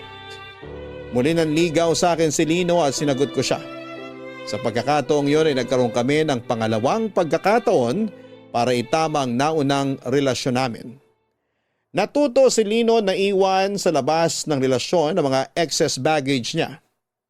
Samantalang ako ay natuto namang huwag umalis kapag may problemang pinagdadaanan ang partner ko. Pagkatapos ng 1 taon ay nagpakasal kami ni Lino. Ipinagpatuloy namin ang mga pangarap namin para sa isa't isa.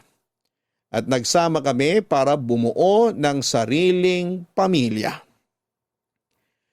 Papadudot, ang kwentong ito ay nangyari 7 years ago. 39 years old na ako sa ngayon at may 3 anak na kami ni Lino. Sa kabilang banda, hindi naman nasira ang pagkakaibigan nila Lino at Billy dahil sa nangyari. After makamove on ay nagpatuloy ang friendship nilang dalawa. Sa katunayan, may sarili na ring pamilya si Billy ngayon kasama ang asawa niya na nakilala niya noong nagpakalayo-layo siya. Si Tati naman ay tumigil na sa pagtuturo matapos mag-boom ang business nito kung saan ay nagbebenta siya ng beauty products. Samantala, ang pamilya naman ng kuya ni Lino na si Edward ay nakatira ngayon sa Canada. Papadudot, ito po ang kwento naming dalawa ni Lino. Marami kaming pinagdaanan, muntik na kaming mapunta sa maling direksyon. Pero tunay nga siguro na kung kayo ang tinadhana ay kayo talaga ang magsasama sa dulo. Maraming salamat po sa pagbabahagi ng aming kwento. At maraming salamat po sa lahat ng kabarangay na sumubaybay hanggang sa dulo. Mabuhay po kayong lahat and more power sa inyong programa. Ang inyong forever kapuso at kabarangay, Georgette.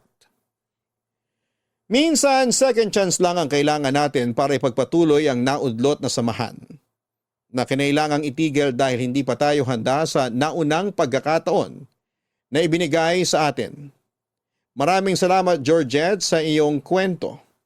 Ang mahalaga ay pareho kayo nagbago ni Lino at patuloy kayong natututo mula sa mga pagkakamaling inyong naranasan sa nakaraan at mga pagsubok na inyong pinagdadaanan. Hanggang sa muli, ako po ang inyong si Papa Dudut sa mga kwento ng pag-ibig, buhay at pag-asa. Sa Barangay Love Stories number 1. Dear Papa Dudut, mahirap ang maiwan lalo na kung wala ng planong bumalik pa ang taong nang iwan sa'yo. Ganyan po ang nangyari sa akin nung bigla na lamang umalis ang taong minamahal ko ng walang paalam. Ako po si Georgette, isang guro na umiibig kay Lino. Isang binatang hindi ko inakalang meron palang malalang family issues. Namatay ang nanay niya sa suicide at simula noon ay hindi na sila nagkaroon ng maayos na relasyon ng kanyang ama. Yun ang dahilan kung bakit nalulong si Lino sa pag-inom ng alak. Ang problema niya sa pamilya na siyang nakaapekto sa kanyang pag-uugali ang naging dahilan kung bakit kami naghiwalay. Ganon pa man ay nananatili ang pagkakaibigan naming dalawa ni Lino. Tinulungan ko siya sa kanyang problema at nangako naman si Lino na ayusin na niya ang buhay niya para sa ganoon ay makabalik na kami sa dati. Pero noong namatay ang tatay niya, na wala man lang nangyaring reconciliation, ay bigla na lang ding nawala na parang bula si Lino. Nung una ay nakala naming nag-out of town lamang siya dahil naisip namin na baka nagluluksa pa rin siya sa biglang pagkawala ng tatay niya. Pero linggo ang lumipas ay hindi pa siya bumabalik. Nagsimula kaming mag-alala para sa kanya. Nag-file kami ng report sa mga pulis at nag-post din kami sa Facebook para mahanap ang kinakaroonan niya. Pero ang lahat ng efforts namin yon ay walang kinalabasan dahil hindi rin namin nahanap si Lino. Puno man ang pag-aalala, ay wala na akong ibang nagawa noon, kundi ang mag-antay at umasa na lamang sa pagbabalik niya.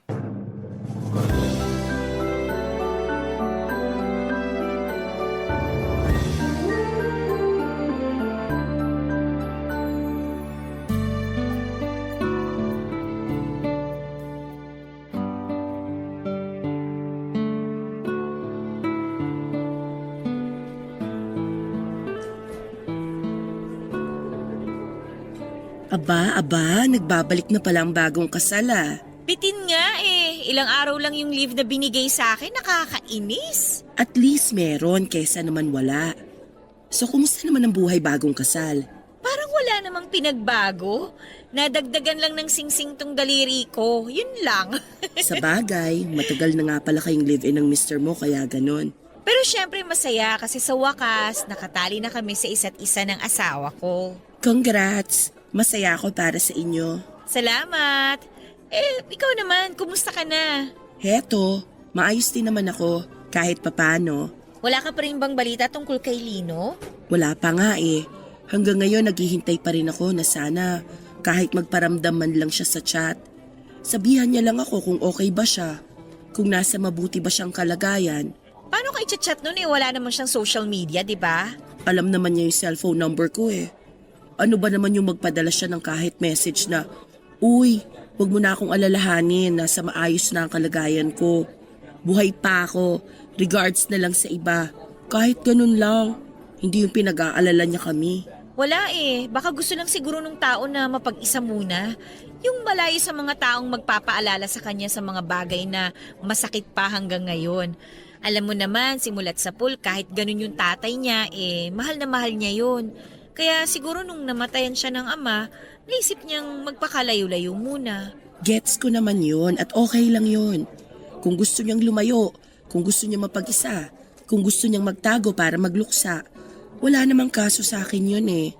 Ang point ko lang naman, sana nagpaalaman lang siya sa akin o kahit sa kapatid niya. Wala na tayong magagawa. Nangyari na Umalis na siya. Baka ayaw na muna niya siguro magpahanap sa ngayon. Siguro pwede. Pero paano kung hindi pala ganun yung nangyari? Paano kung may masama na palang nangyari sa kanya? Paano yung mga ginawa niya sa sarili niya? Baka mamaya bigla na lang natin mabalitaan sa TV na may bangkay na dyan sa tabi-tabi. Uy, ang morbid mo naman. Bakit ka naman ganyan mag-isip? Hindi naman siguro magagawa ni Lino yun. Nagawa niya ngang tumalon sa building nung bata siya after mamatay ng nanay niya eh. Ngayon pa kaya na namatay din yung paborito niyang magulang? Hindi yun magagawa ni Lino. Maniwala ka sa akin. Ikaw talaga kung ano yung mga pinag-iisip mo dyan. Pinapalala ng utak mo yung sitwasyon Baka mamaya niyan, nandito ka't nag-aalala. Tapos yung tao, nagpapakasaya na pala kung nasaan man siya. Sana nga ganun na lang yung nangyari para kahit papano gumaan ang loob ko. Basta, balitaan mo na lang ako kung may update ka na sa kanya. O sige, kakonta ko naman yung kuya niya eh. Tara na, Lunes pa lang ngayon, may flag ceremony tayo. Ay oo nga, sandali lang, iche-check ko muna yung mga estudyante ko.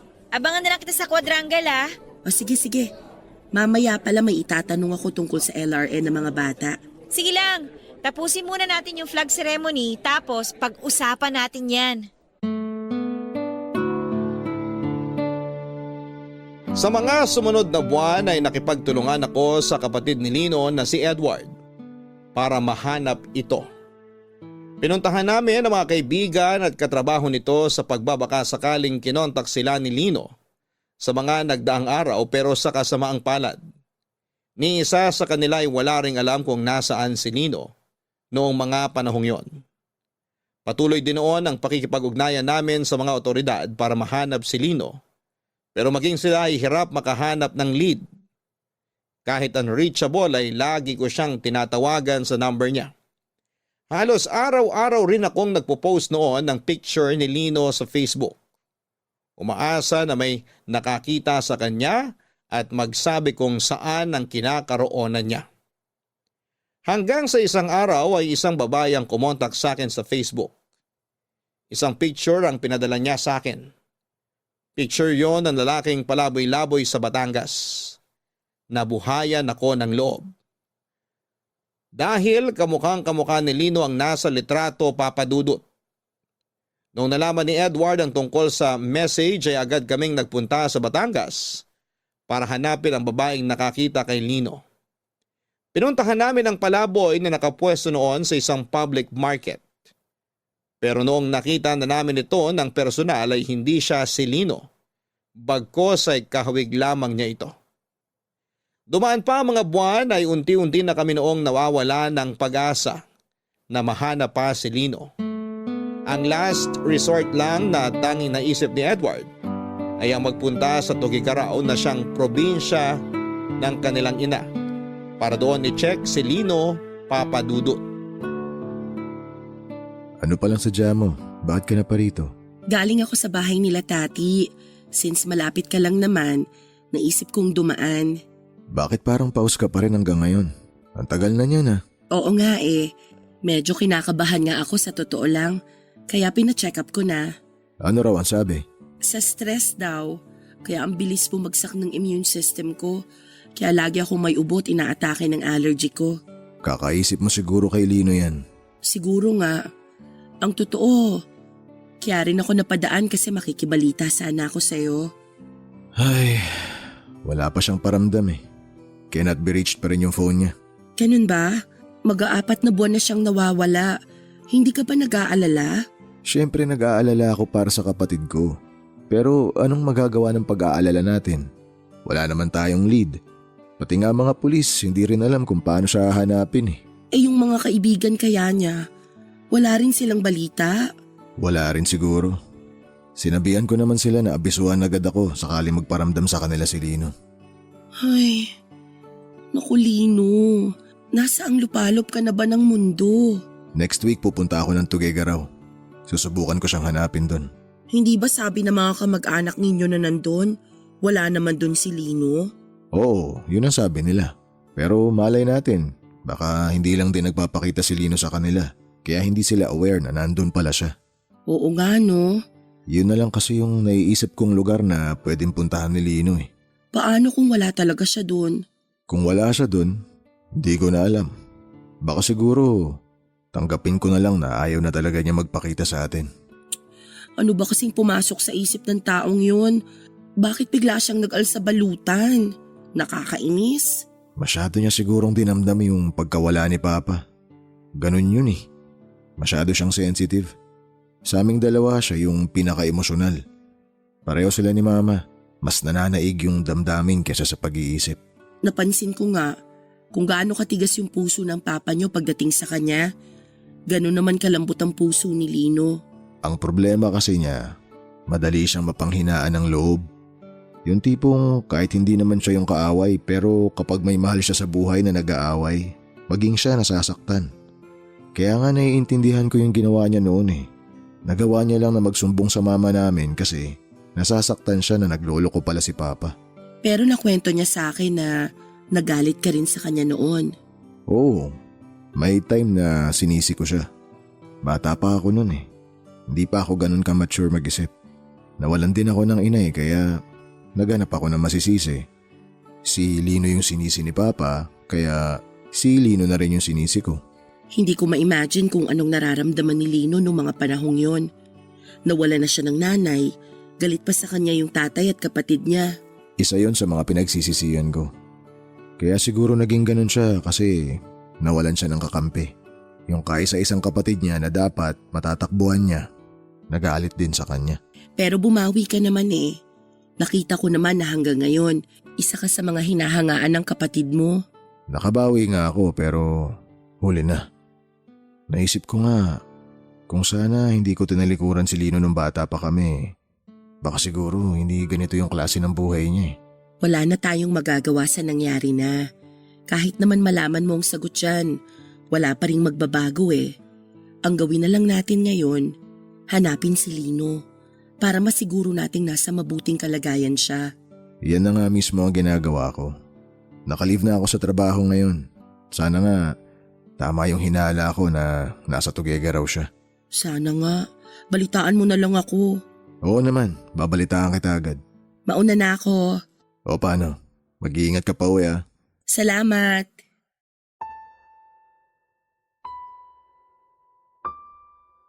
Sa pagbisita ni Edward sa probinsya ng kanilang ina ay umasa ako na sana'y nandun na si Lino para sa ganoon ay mapanatag na ang loob ng lahat. Pero pagbalik ni Edward sa Maynila ay masamang balita ang dala nito, Papa Dudut. Wala raw sa Tugigaraw si Lino. Nung puntong yon ay tuluyan nang nawalan ng pag-asa si Edward na mahanap ang kanyang kapatid. Unti-unti ay tumigil na lang din siya sa paghahanap. Ang sabi ni Edward ay hahayaan na lang daw niya si Lino sa kung anuman ang plano niya sa sarili niya. Kung ayaw niyang magpakita ay irespeto na lamang daw niya yon. Malaki naman daw ang tiwala niya sa kapatid niya na hindi niya ipapahamak ang kanyang sarili. Umaasa siya na kapag okay na ang lahat ay babalik din ito. Hindi ko alam kung bakit gano'n na lamang kadali para sa kuya ni Lino na tanggapin ang lahat samantalang ako ay araw-araw na nag-aalala para sa kapatid niya. Kung si Edward ay nag-give up kaagad, ako naman ay hindi sumuko sa paghahanap kay Lino. Lagi ako nag-check ng phone at update sa Facebook sa pagbabaka sakaling may balita na tungkol sa kanya. Naisip ko na kailangan lang siguro niya ng oras para hanapin ang sarili niya. Hinintay ko siya pero ang paghihintay na yon ay hindi ko inaasahang mauuwi lang pala sa wala, Papa Dudut. Mabilis na dumaan ng ilang buwan, walang Lino na nagparamdam. Walang Lino na bumalik. Maging ang mga otoridad ay tumigil na rin sa paghahanap sa kanya. Para bang ang lahat ng tao sa paligid ay sinukuan na si Lino. At ako na lang noon ang nananatiling concern kung nasa maayos na kalagayan pa ba siya. Pero katulad ng iba ay wala na rin akong ibang maisip pa na pwedeng gawin kung hindi ang maghintay. Maghintay na magparamdam siya sa akin. Maghintay na mag-message sa akin sa Facebook at sabihing nakita nila si Lino. Maghintay sa kanyang pagbabalik. Gabi-gabi ay binabalikan ko ang mga naging pag-uusap namin sa chat. Nagbabaka sakali ako na baka may napag-usapan kaming lugar doon na magsilbing clue kung nasaan siya noong time na yon, Papa Dudut. Mabilis na natabunan ng issue ng pagkawala ni Lino hanggang sa unti-unti na lamang na mag-move on ang mga tao mula sa kanya. Masakit para sa akin na ganon na lamang siya kinalimutan ng mga taong malalapit sa kanya. Pero naiintindihan ko rin naman sila dahil alam kong bawat isa sa amin ay may sariling buhay na kailangang ipagpatuloy. Sa totoo lang ay medyo nagtatampo nga ako noon kay Lino dahil hindi man lang niya naisip na magpaalam. Pakiramdam ko ay parang wala lang ako sa kanya. Hindi niya naisip na maaari akong mag-alala kapag bigla na lamang siyang nawala. Parang binaliwala na lamang niya ako pati na rin ang mga pinagsamahan naming dalawa. Hanggang sa dumating ang araw na maging ako ay tinanggap na lamang din na hindi na babalik si Lino.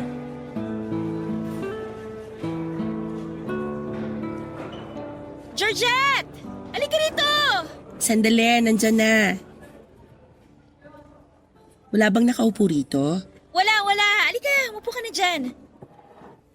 Ngayon ka lang magbe-break? Patapos na ang recess ah. Tinapos ko yung report ko. Hinahanap na ni principal eh. Anong report? Tungkol sa pinuntahan kong seminar nung weekend. Yung tungkol sa paggawa ng storybook? Oo, ako yata yung ilalaban niya sa storybook writing competition eh. Ay, Shala, writer ka na pala ngayon? Wala namang ibang choice. Busy naman kayo lahat para sa intrams, kaya ako yung pinili niya. Pero last week pa yung seminar na pinuntahan mo, di ba? Bakit ngayon ka lang gumawa ng report? Nalimutan ko, nasa iba yung focus eh. Alam mo, nakakaapekto na talaga sa trabaho mo yung pag-iisip kay Lino, ha? Masama bang mag-alala sa kanya? Kaibigan mo rin siya. Hindi ka ba nag-aalala? Nung una, nag-aalala ako. Pero matanda na yun eh. Alam na niya yung ginagawa niya. Kung ayaw niya magpakita, tanggapin na lang natin. Nang ganun na lang? Bakit ba ba sobra-sobrang pag-aalala mo kay Lino? Hindi ka naman niya jowa para maging ganyang kalaki ang concern mo sa kanya. Oo nga, hindi niya ako girlfriend. Pero kaibigan ko siya. Tsaka kahit papano may pinagsamahan na kaming dalawa. Hindi mo na maaalis yung pagiging concern ko sa kanya. Ang tanong, concerned ba siya sa'yo? Hindi ka nga niya maisip na kumustahin eh. Hindi ka man lang niya magawang balitaan kung anong ginagawa niya ngayon. O, di ba? Nandito ka, nag-aalala sa kanya. Pero siya, kung nasaan man siya, nandun na siya, nagsisimula ng bagong buhay. Alam mo ko ako sa'yo, gawin mo na rin yung ginagawa ni Lino. Aalis din ako. Hindi, luka-luka ka. Magsimula ka na rin sa buhay mo na wala siya. Parang ang hirap namang gawin yan. Ay nako, nagawa nga ni Lino ng walang kahirap-hirap eh. Bakit hindi mo kaya? Ay, ang hirap isipin na hanggang doon na lang yung pagsasama namin. Okay na kami eh. Nagpaplano na kaming magkabalikan, tapos ganun yung nangyari. Ganyan talaga ang buhay. Parang teleserye, puno ng plot twist. Dapat lagi kang handa. Yun nga ang problema. Hindi ako handa. Ay nako Georgette, sinasabi ko sa'yo mag-move on ka na kay Lino. Wala kang mapapala sa kakahintay sa kanya. Tatanda kang dalaga niya, sige ka. Grabe ka naman. Anong grabe dun? Kalahating taon na simula nung nawala si Lino. Walang paramdam yung tao sa'yo. Dun pa lang, dapat alam mo na wala na siyang pake sa'yo. Sorry ha kung medyo masakit tong mga sinasabi ko, pero yun kasi yung totoo eh. Kailangan mo na siyang kalimutan. Ay, sige, susubukan ko. Oy, wag mong subukan. Gawin mo. Oo na, gagawin ko na. Yan, dapat ganyan. Para hindi ka nalilate sa pagpasa ng mga report mo. Sarili mo naman ang isipin mo ngayon. Opo, madam, masusunod po. O siya, sige na. Mauna na ako sa'yo ha. Aayusin ko pa yung mga gamit para sa klase ko. Magga-gardening kami mamaya. O sige, susunod na rin ako pagkatapos kong magmerienda. Oy ha, basta yung sinabi ko sa'yo. Oo na. Kulit nito. Buwan ang lumipas. Naubos na rin ang pag-asang pinangahawakan ko. Bawat buwang dumadaan ay unti-unti ring nawala sa isipan ko si Lino Papadudot.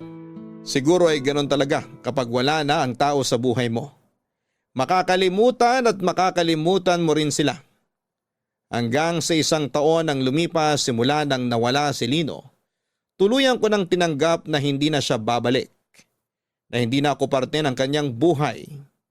Inisip ko na lamang noon na kung nasaan man si Lino noong time na yon, ay sana'y masaya na siya at nasa maayos siyang kalagayan. Ganun man ang nangyari ay nagpatuloy sa pag-ikot ang mundo. Nagpatuloy ako sa sarili kong buhay. Mula sa pagiging grade 2 teacher ay tumaas ang ranggo ko at nailipat ako sa pagtuturo ng grade 6. Nagkaroon ako ng mga bagong goal sa buhay ko. Nakakilala ako ng mga bagong kaibigan at nagkaroon ng mga bagong karanasan.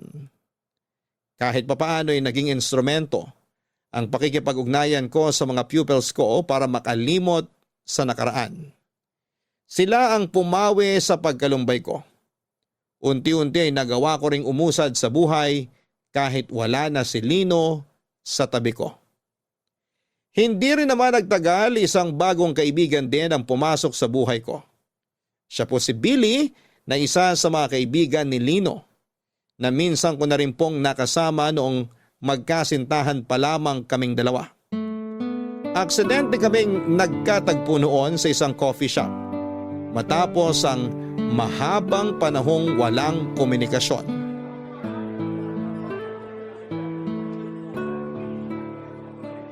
Georgette?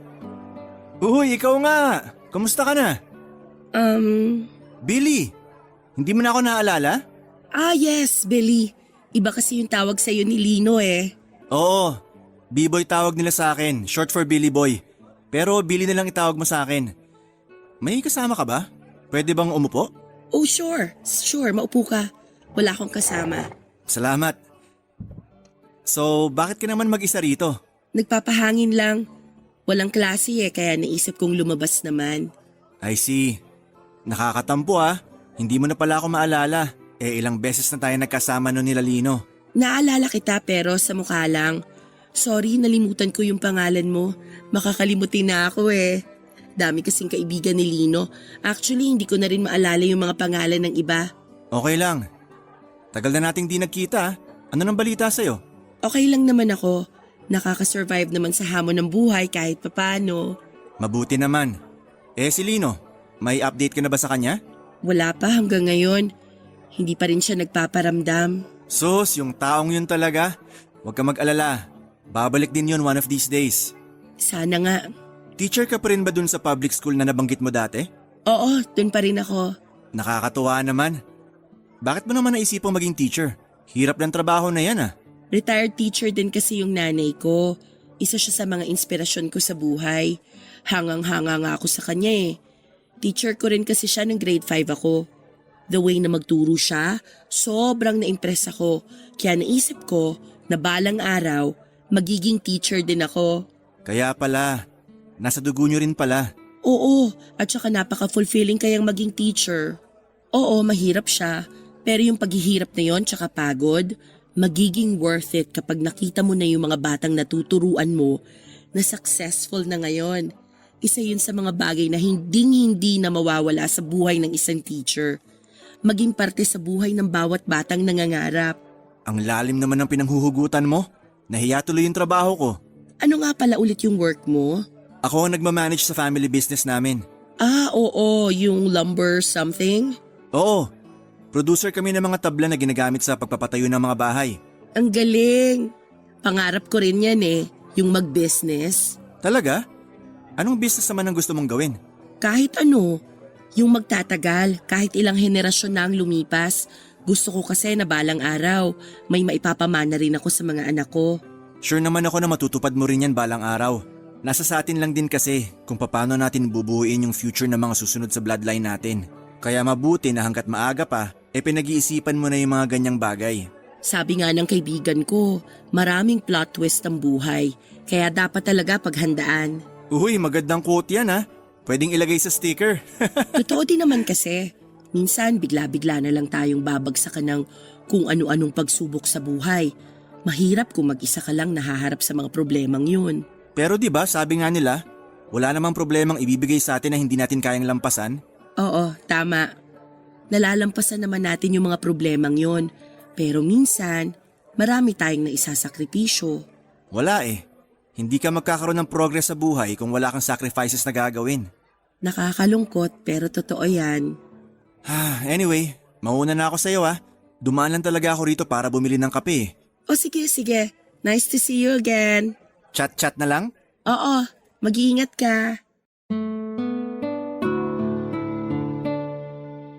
Malawak ang circle of friends ni Lino. Hindi mabilang sa mga daliri ng kamay ang dami ng kaibigan nito noon.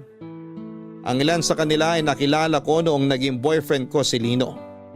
Pero simula nung nawala si Lino ay nagkaroon na rin ako ng falling apart mula sa kanila. Nawala na ako ng komunikasyon at update mula sa mga buhay nila dahil si Lino lang din naman kasi ang naging tulay para maging kaibigan ko rin sila. Kaya naman laking tuwa ni Billy noong nakita niya ako matapos ang mahabang panahon. Papadudot si Billy yung tipo ng tao na akalain mong suplado. Masungit at mayabang kapag una mo siyang nakita.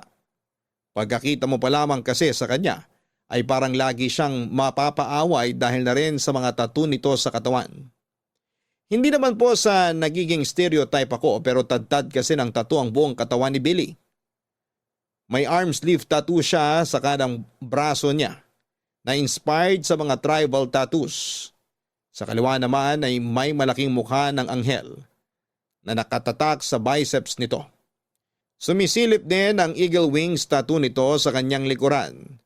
Meron din siyang landscape tattoo sa magkaparehong binti nito. Pero ang pinaka-extreme na siguro ay ang hugis espada na tattoo nito sa kanang pisngi niya sa tabi ng kanyang tenga. Sa kabila ng maangas nitong itsura ay malambot ang puso ni Billy. Yun ang una kong napansin noong nakilala ko siya. Mababaw lang ang luha nito at mahilig siya sa aso at takot sa mga ipis. Kung gaano katapang ang itsura niya ay ganoon naman siya kabilis matakot sa maliliit na bagay. Nagulat na lamang ako na pagkatapos naming mag-meet sa coffee shop noong araw na yon, ay bigla akong nakatanggap ng message mula sa kanya. Simula pa lang ay alam ko ang motibo ni Billy kung bakit siya nakikipagkaibigan sa akin. Noong panahon kasama ko pa kasi si Lino, magkakilala lamang kami by name at by face, pero hindi kami masyadong close noon. May mga ilan encounter na rin naman kami pero hindi ko maituturing na magkaibigan talaga kami noong time na yon. More on acquaintance lang kami dahil magkaibigan sila ni Lino. Hindi naman itinago ni Billy ang totoo niyang hangarin. Gusto raw niya akong kaibiganin at kung maaari ay ligawan kapag nagkataon. Unti-unti ang mga friendly chats niya sa akin ay nahaluan ng romantic gestures. Wala naman daw sigurong masama kung ligawan niya ako dahil matagal naman na raw kaming hiwalay ni Lino. Isa pa'y wala na si Lino kaya safe na sigurong sabihin na wala na siyang planong bumalik pa sa buhay ko. Masakit man pakinggan pero may punto siya sa mga sinabi niyang yon. Ganon pa man, inamin ko kay Billy na hindi pa ako tumatanggap ng manliligaw noon. Hindi ko rin alam kung bakit, siguro ay dahil may parte pa ng puso ko ang patuloy na naghihintay sa pagbabalik ni Lino. Nangako kasi ako noon na hihintayin ko siya at susubukan kong gawin yon. Naikwento ko kay Tati ang biglang pagdating ni Billy sa buhay ko. Meron na? May nanliligaw na sa'yo? Oo, si Billy, kaibigan din ni Lino. OMG! Totoo? Kaibigan ni Lino yun nanliligaw sa'yo? Oo, bakit naman ganyan yung reaksyon mo? Wala naman. Alam mo, sikat ka talaga sa mga yayamaning boys, no? Nagkataon din lang naman siguro yun. Siyempre, ang daming kaibigan ni Lino. Hindi naman imposible na may isang magkagusto sa akin. Pretty kaya tong best friend mo. Sa bagay, totoo din naman. Pambato naman talaga yung ganda mo. Pero hindi ba parang weird yun?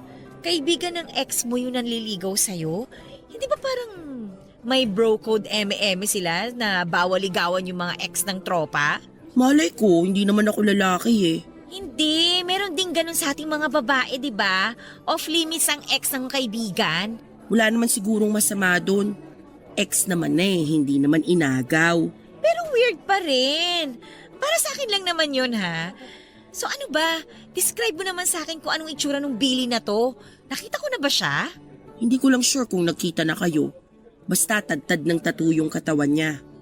Parang may na-meet na ako before na ganyan. Pero hindi ko na maalala yung mukha eh. Cute ba? Cute din naman. Medyo nakakatakot nga lang yung mga tattoo niya sa katawan. Baka mamaya adik pala yan, ha? Oy, hindi masyado ka namang judgmental. Porke may tattoo, adik agad. Eh, sabi mo kasi nakakatakot. Yung tattoo lang pero hindi yung tao. Ang bait kaya ni Billy. Magalang siyang tao, mapagkumbaba, walang ere sa katawan at saka sweet. Bet mo? May itsura siya. Maganda yung personality niya. Pero to be honest, hindi ko siya nakikita bilang boyfriend eh. Talaga? Bakit naman? Hindi ko alam kung bakit. Alam ko kung bakit. Bakit? Eh kasi, si Lino pa yung laman ng puso mo. Tama? Tama ako, no? Siyempre, tama ako. Ano sinasabi mo dyan? Nananahimik na yung tao, dinadamay mo pa rito. Aminin mo na. Alam ko naman na hindi ka pa nakaka-move on kay Lino. Hindi rin naman kasi ganun kadaling bumitaw. Alam mo, kung ako sa'yo, pagbigyan mo na yung si Billy. Hindi ka talaga makakabitaw mula sa taong minahal mo kung patuloy ka pa rin kumakapit sa alaala niya. Palayain mo na si Lino at si Billy ang papasukin mo dyan sa puso mo. Total, base naman sa mga sinasabi mo mukhang mabuting tao naman si Billy. Hindi talaga. Malabong maging kami ni Billy. Naku, huwag ka magsalita ng tapos. Hindi mo alam ang ikot ng mundo. Malay mo bukas, mahal mo na pala yung tao. Hindi naman ganun kadaling umibig eh. Mahirap talaga kasi hindi ka willing mag-take ng risk. Bigyan mo siya ng chance. Sure akong ikaw pa ang mas mahuhulog doon, panigurado. Naku, hindi mangyayari yun. Hindi. Anong gagawin mo sa tao? Pagtatabuyan mo. Teka nga, nasabi mo na ba sa kanya na hindi mo siya gusto? Inamin ko naman agad sa kanya nung umamin siya na may gusto siya sa akin. Sinabi ko sa kanya na hindi pa ako ready na pumasok sa relasyon ngayon. Eh, anong sabi niya? Okay lang daw, basta tanggapin ko lang daw siya bilang kaibigan. Siya nang bahala sa iba. Ano ibig sabihin nun na siyang bahala sa iba? Ang pagkakaintindi ko sa sinabi niya, baka manliligaw pa rin siya siguro kahit na sinabi kong ayoko pa. Yan ang gusto ko, hindi kagad nagpapatalo. Hindi rin. Alam mo minsan, kailangan nating sukuan agad yung laban na sa simula pa lang alam na nating matatalo tayo para sa ganun, hindi tayo masyadong masaktan. Asus! Sabihin mo yan sa sarili mo. Hindi mo nga masukusukuan yung taong matagal ka nang kinalimutan eh. Aray naman! O ano, na-back to you ka no? Practice what you preach kasi. Kahit na hindi pa ako ready ay hindi agad sumuko sa akin si Billy. Naging magkaibigan kami pansamantala pero nagpatuloy pa rin ang pagpapa-impress niya sa akin. Humingi siya ng chance na bigyan ko siya ng oras para ipakilala ang sarili niya sa akin. At ibinigay ko naman sa kanya yon, Papa Dudut. Katulad ni Lino ay mula sa may kayang pamilya si Billy. May sarili siyang lumber business na namanan niya mula sa kanyang mga magulang. Pangatlo siya sa 4 na magkakapatid at nakapagtapos sa isang kilalang university. Nanligaw na nanligaw sa akin si Billy hanggang sa nasanay na lamang din ako sa presensya niya at naging komportable na rin ako sa kanya. Aaminin ko na noong una ay hindi ko naman talaga nakitaan si Billy ng kung anuman para magustuhan ko siya. Pero sa pagtagal ng pagkakaibigan naming dalawa, noong nakabuo na kami ng connection at nakagawa ng ilang memories, ay dahan-dahan ding gumaan ang loob ko para sa kanya. Soft-spoken si Billy. Nakakatuwa nga kasi hindi akma sa itsura niya ang pag-uugali niya. Masyadong strong ang features nito sa mukha niya kumpara sa personality niya. Malapad ang kanyang panga, mataas ang cheekbones, at sa singkit niyang mga mata ay makapal ang kanyang kilay. Kung gaano katapang ang facial features niya ay gano'n namang kalambot ang puso niya sa lahat ng bagay. At yon ang mga katangiang nagustuhan ko sa kanya, Papa Dudut. Ayos ah. Dito talaga tayo sa likod ng pickup mo? Oo, astig di ba? Imbis na mag-date tayo sa mga restaurant, dito na lang tayo sa likod ng sasakyan ko. Hindi ba mas romantic yon? Sa bagay, mas intimate nga naman to kasi tayong dalawa lang ang magkasama. Tahimik, walang ibang tao, walang sagabal. May chance pa tayong pumili ng lugar. Oo nga. In fairness, maganda tong place na napili mo ha. Malayo sa light pollution. Malaya nating mapagmamastan yung mga bituin sa langit. Lagi kong nalalampasan tong lugar na to tuwing umuwi ako sa Laguna para bisitahin yung lola ko. Konti na lang dumadaan na sasakyan dito kapag ganitong oras, kaya tahimik talaga. Salamat ha. Naisip mo akong imbitahan sa ganitong klaseng date. Ganitong klase ng night out ang hinahanap ko. Yung nakakapagbigay ng peace of mind. Walang ingay, walang sagabal. Sabi mo kasi kahit saan eh. Nung nagtanong ako kung saan mo gusto mag-date, ang sagot mo kahit saan. Kaya dito kita dinala. At magandang desisyon naman yung naisip mo. Kakaiba, memorable. Hindi mo naman siguro ako mamurderin dito, no? Joke lang. Ang babaeng tulad mo hindi dapat sinasaktan. Dapat minamahal. Sus, ang corny mo. Hindi bagay sa mga tattoo mo magbigay ng cheesy na linyahan. Hindi ba? Hindi. Speaking of tattoo, alin dyan yung pinakauna mong pinagawa? Unang tattoo ko? Itong nasa braso ko. Angel tattoo. Bakit naman angel? Religious ka? Hindi naman. Wala lang. Walang rason. Nagandahan lang ako. At bakit mo naman naisip magpa-tattoo in the first place? Nung bata kasi ako, medyo rebellious din ako. Kaya nga kami naging tropa ni Lino eh. Kasi pareho kaming pasaway nung kabataan namin. Tapos bilang pagre-rebelde, ang unang naisip kong gawin, magpalagay ng tattoo. Kasama ko si Lino nun nung nagpalagay ako nito. Talaga? Oo, pati siya kaya nagpatattoo rin. Hindi nga. Wala naman akong nakitang tattoo sa katawan niya. Meron sa likod ng kaliwang tenga niya. Oh, anong klaseng tattoo yun? Minimalist lang. Sa pagkakatanda ko, maliit na eroplanong papel yun eh. Freedom? Freedom? Anong freedom? Freedom ang meaning ng eroplanong papel. Nire-represent noon yung kagustuhan ng tao na maging malaya. Oh, parang ako rin. May freedom tattoo rin ako eh. Talaga? Saan naman? Dito sa likod ko, yung malaking wings ng agila. Yan ba yung sumisilip dyan sa likod mo? Oo, yun nga. Pang-4 o pang-5 ko sigurong tattoo to. Di ko na maalala eh. Sobrang dami. Paano naman kasi dumami yan? Nung una, sign lang sana yun ng pagre-rebelde ko. Pero pagtagal, nagustuhan ko rin yung art ng pagtattoo eh. Sabi nila paraan yun para ma-express ng isang tao yung feelings na hindi nila mailabas sa publiko. So meaning, madami ka palang bagay na gustong i-express? Kasi halos maubos na yung balat mo sa dami ng tattoo mo eh. Oo, gano'n na nga. Noon kasi hindi ko maipakita sa mga tao kung ano yung totoong nararamdaman ko. Hindi ko alam, medyo mahiyain ako eh. Pero nung tumanda ako, na-realize ko na wala naman pala akong dapat ikahiya. Ngayon tumigil na rin ako sa pagpapatattoo kasi kaya ko naman nang i-express yung feelings ko. Tulad ngayon, yung paghanga ko sa'yo, yung pagkagusto ko sa'yo, nasasabi ko na ng buo. Good for you.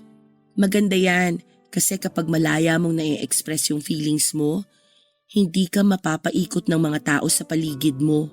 Ang tanong, ganon ka rin ba? Nasasabi mo ba sa mga tao kung ano yung totoong nararamdaman ng puso mo? Minsan oo, minsan hindi. Depende sa taong kasama ko. Eh ako, anong masasabi ng puso mo tungkol sa akin? Ikaw? Masaya kang kasama, Billy. Actually, lagi kong nilulook forward yung mga araw na magkasama tayo. Aaminin ko, nung una, wala talaga akong nararamdaman para sa'yo. Pero habang tumatagal, nagkakaroon ka na rin ng puwang dito sa puso ko. Ibig mo bang sabihin? Oo, tama yung iniisip mo. May feelings na rin ako para sa'yo. Sa totoo lang, pwede ka na rin tumigil sa pandiligaw sa akin kasi sinasagot na kita. Talaga? Oras na rin naman na para bumitaw ako sa nakaraan ko. Ready na akong magmahal ulit.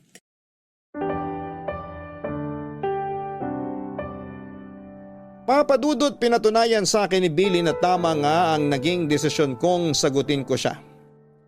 Lagi akong nakakaramdam ng comfort kapag kasama ko siya. Siya na ang nagsisilbing safe space ko sa araw-araw. Siya ang naging source of strength ko kapag dinadalaw ako ng mga pagsubok sa buhay ko. Sinisigurado niyang bawat araw na magkasama kaming dalawa bilang magkasintahan ay nagiging memorable. At yun ang isa sa mga nagustuhan ko sa kanya. Lagi siyang may bagong handog para sa akin. For the next 8 months ay naging masaya ang relasyon naming dalawa ni Billy. Sa katunayan ay nahigitan pa nga niya ang standard na isinet ni Lino. Never kong naramdaman na magkaiba ang estado namin sa buhay. May pagkakataon nga na tuwing nalilipasan kami ng gutom ay kung saan-saan na lamang kami kumakain, mapakarinderya man yan o mamahaling restaurant.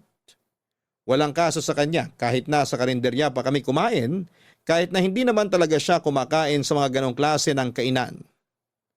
Ganon siya karespeto sa bawat desisyon ko.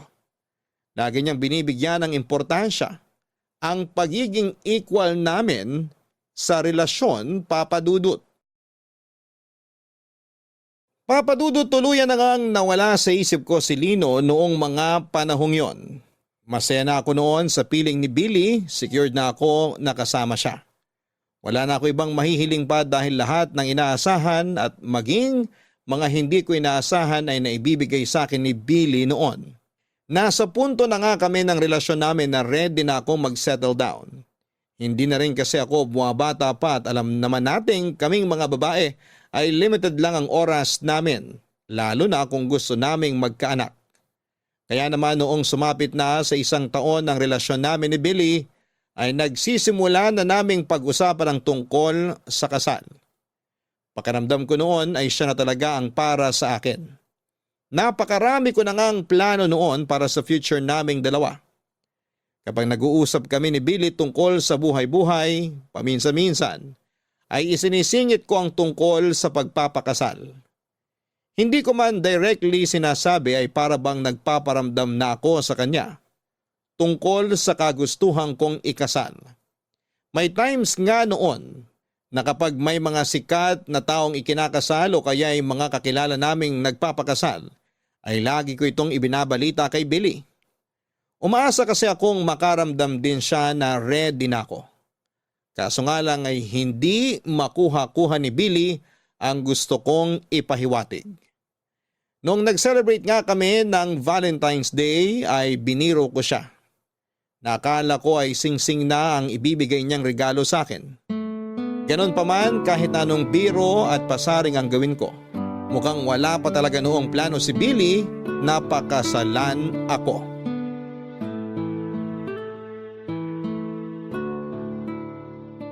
Georgette, halika na, umuwi na tayo. Saglit lang, heto na. Liligpit ko lang to mga to. Ano ba yan? Yung activity ng mga bata bukas. O ayan, tara na. Gusto ko nang umuwi para maipahinga ko na tong mga paa ko. Nakakapagod tumayo buong araw. Sinabi mo pa. Pero gusto mo bang sumaglit muna tayo sa labas? Libre ko. Sa susunod na lang. Pagod talaga tong katawan ko eh. Sayang naman. Gusto ko pa naman sanang mag-celebrate. Mag-celebrate ng ano? May ibabalita ako sa'yo. Wala pang ibang nakakaalam nito maliban sa asawa ko. Ikaw pa lang ang una. Ano yun? Malapit ka na maging ninang! Oh my gosh, buntis ka? Buntis ka ba? Yun ba yung ibig mong sabihin? Oo, 4 weeks! Namiss ko yung period ko, tapos sinubukan ko mag-pregnancy test at ayun, confirmed! Magkakaroon na ako ng baby! Oh, totoo ba? Congratulations! Excited na ako makakita ng mini tati. Wag lang sana magmana sa ugali ko kasi paniguradong sasakit ang ulo ko nun. Hala, nakakatuwa naman. Bigla ko tuloy na-realize na matanda na nga talaga tayo. Nagkakaanak na kayong mga kaibigan ko. True! Kaya ikaw, galaw-galaw, baka malipasan ka dyan. Heto na nga eh. Kinakarir ko na nga tong love life ko para naman makahabol ako sa inyo. May nagpaparamdam na ba? Nakakarinig ka na ba ng wedding bells? Wala nga eh. Ako yung nagpaparamdam pero parang bingi yung boyfriend ko, walang naririnig. Paano ba kasi yung pagpaparamdam na ginagawa mo? Hindi ko naman diretsang sinasabi na gusto ko nang magpakasal. Pero lagi kong ino-open sa kanya yung topic ng pagpapakasal. Na-share ko na nga sa kanya yung dream wedding ko eh. Kung sino yung gusto kong mga nasa entourage, kung ano yung kulay ng damit na mga dadalo at kung ano pa. Tapos, ano naman ang reaksyon niya? Nakikiplano din naman siya. Nagsishare din siya ng mga gusto niyang gawin sa kasal. O yun naman pala eh. Pero wala naman kasing nangyayari. Wala namang singsing. Wala pang pagluhod na nagaganap. Mas maganda siguro kung tapatin mo na siya. Sabihin mo sa kanya na gusto mo na magpakasal. Ganon kasi yung mga lalaki eh. Hirap silang makagets ng context clues. Kailangan diretsahan. Ganon kasimple ang pag-iisip ng mga lalaki. Ayaw nila yung mga nanghuhula sila. Ang pangit naman kasi kung ako magsasabi nun. Tsaka alam mo, feeling ko, gets niya naman yung gusto kong palabasin eh. Ayaw niya lang kagatin. Huwag mo na lang kasi munang pangunahan. Malay mo, nag-ready na pala siya. Mas maganda yung wala kang ine-expect. Mas masaya yun. Sure naman ako na pakakasalan ka ni Billy eh. Alam kong mahal ka nun. Pero kailan? Kapag menopause na ako? Gaga, 45 pataas ang menopausal stage ng babae. 31 ka pa lang ha, yan ang kagad ang iniisip mo. Hindi naman siguro ganun katagal bago mag-propose si Billy. Ay, sana nga. Huwag mo na nga isipin yan. Masyado ka kasing overthinker eh. Alam mo, halika na. Samahan mo na ako mag-milk tea at kwek-kwek. Libre ko! Ay, sige na nga. Tara na. Pero kwek-kwek lang. O di sige, shawarma kung gusto mo. Ayan, mas gusto ko yan. Gusto ko shawarma rice ha. Oo na, halika na. Marami pa tayong pag-uusapan.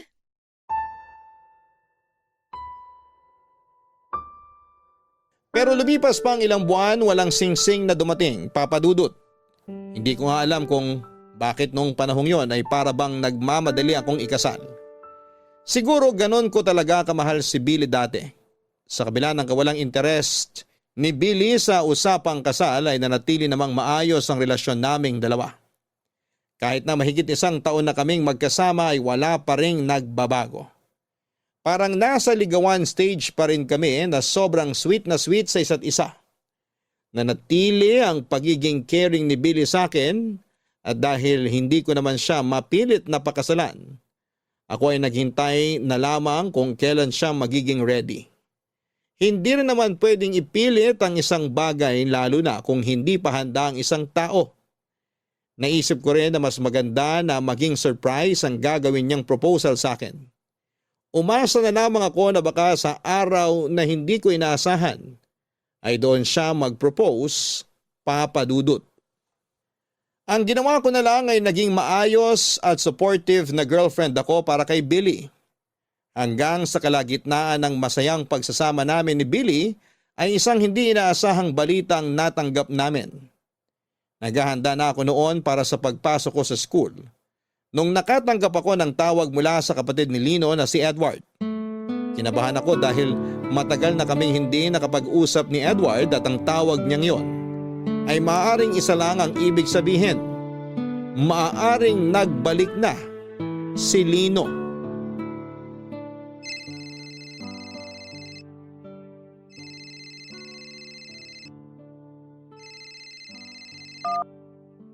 Hello? O Edward, napatawag ka. Good morning. Pasensya ka na kung bigla ako napatawag Walang problema. Anong meron? Sa'yo ang anong meron. Ang tagal na niyang paus mo Nung huli tayo magkausap, paus ka. Hanggang ngayon, paus ka pa rin. Ay, nangiinip na nga ako eh. Sobrang tagal na nito. Gusto ko nang bumalik sa normal yung boses ko. Pero tuloy-tuloy naman yung pagpapacheck up ko. Binago na rin kahit papano yung lifestyle ko. Iniiwasan ko na rin ma-stress para di na ma-trigger allergy ko. Tsaka para di na rin ako magkasakit. Alam mo, maganda yan. Makakatulong talaga sa overall well-being ang lifestyle change. Ay, sandali. Nasaan ka ngayon? Nandito sa bahay, naghahanda na para sa school. Bakit? May ibabalita kasi ako sa'yo Magandang balita. Tungkol ba to kay Lino? Oo, bumalik na si Lino. Nandito na siya. Talaga? Kailan pa? Nag-message siya sa akin kagabi. Sabi niya on the way na daw siya pabalik ng Maynila. Kasusundo ko lang sa kanya kanina madaling araw. Pero saan daw siya galing? Saan siya nagtago nito mga nakaraang taon? Sa Tuguegarao. Tuguegarao? Di ba nanggaling ka na doon noon? Sabi mo wala siya doon. Ang totoo niyan, nung nagpunta ako sa probinsya namin, nakita ko talaga siya ron. Ano? Bakit hindi mo sinabi sa akin? Hiniling kasi ni Lino na huwag ko na munang ipagsabi sa iba Pati na rin sa'yo. Ayaw daw niya na may makaalam ng kinaroroonan niya.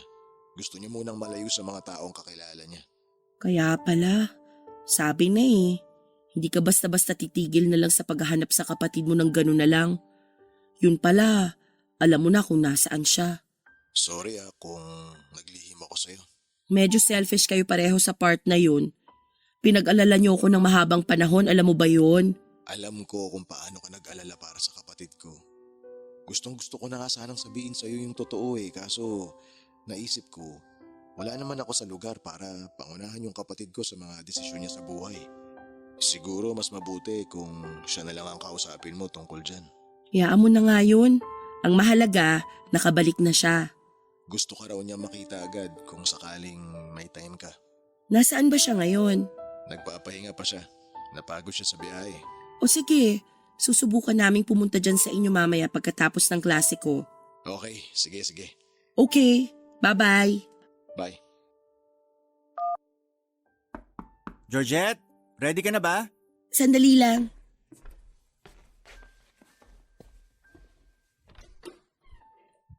Billy, sandali, hindi pa ako nakapagbihes. Pumasok ka muna. Okay, sige. Aantayin na lang kita para maihatid kita sa school. Nag-breakfast ka na ba? Kumain ka muna. Tapos na ako. Salamat. Magbibihes na sana ako, kaso biglang tumawag si Edward. Yung kapatid ni Lino? Bakit daw? May binalita siya sa akin. Hulaan mo kung ano. Ano? Bumalik na si Lino. Talaga? Kailan pa? Kakauwi lang daw niya kaninang madaling araw. Nandun siya sa bahay ng kuya niya ngayon. Wow!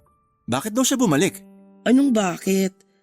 Wala namang ibang uuwian yun kundi dito lang din. Ganun ba? Mabuti naman na isipan niyang bumalik pa. Akala ko doon na siya tatanda kung nasaan man siya Kaya nga pero masaya ako na nakabalik na siya. Excited na akong makita siya. Gusto mo puntahan natin siya ngayon? Mamaya na lang. Nagpapahinga pa raw siya eh. Puntahan natin siya pagkatapos ng klase. Pwede rin, pero malilita ko ng pagsundo sa'yo kasi may delivery sa store mamaya. Kailangan ko i-check yon. Okay lang. Imi-message na lang kita kapag tapos na ako sa school. May meeting din kasi kami after class eh. Okay, sige. Oh wait lang, magbibihis na ako. Mabilis lang to. Take your time.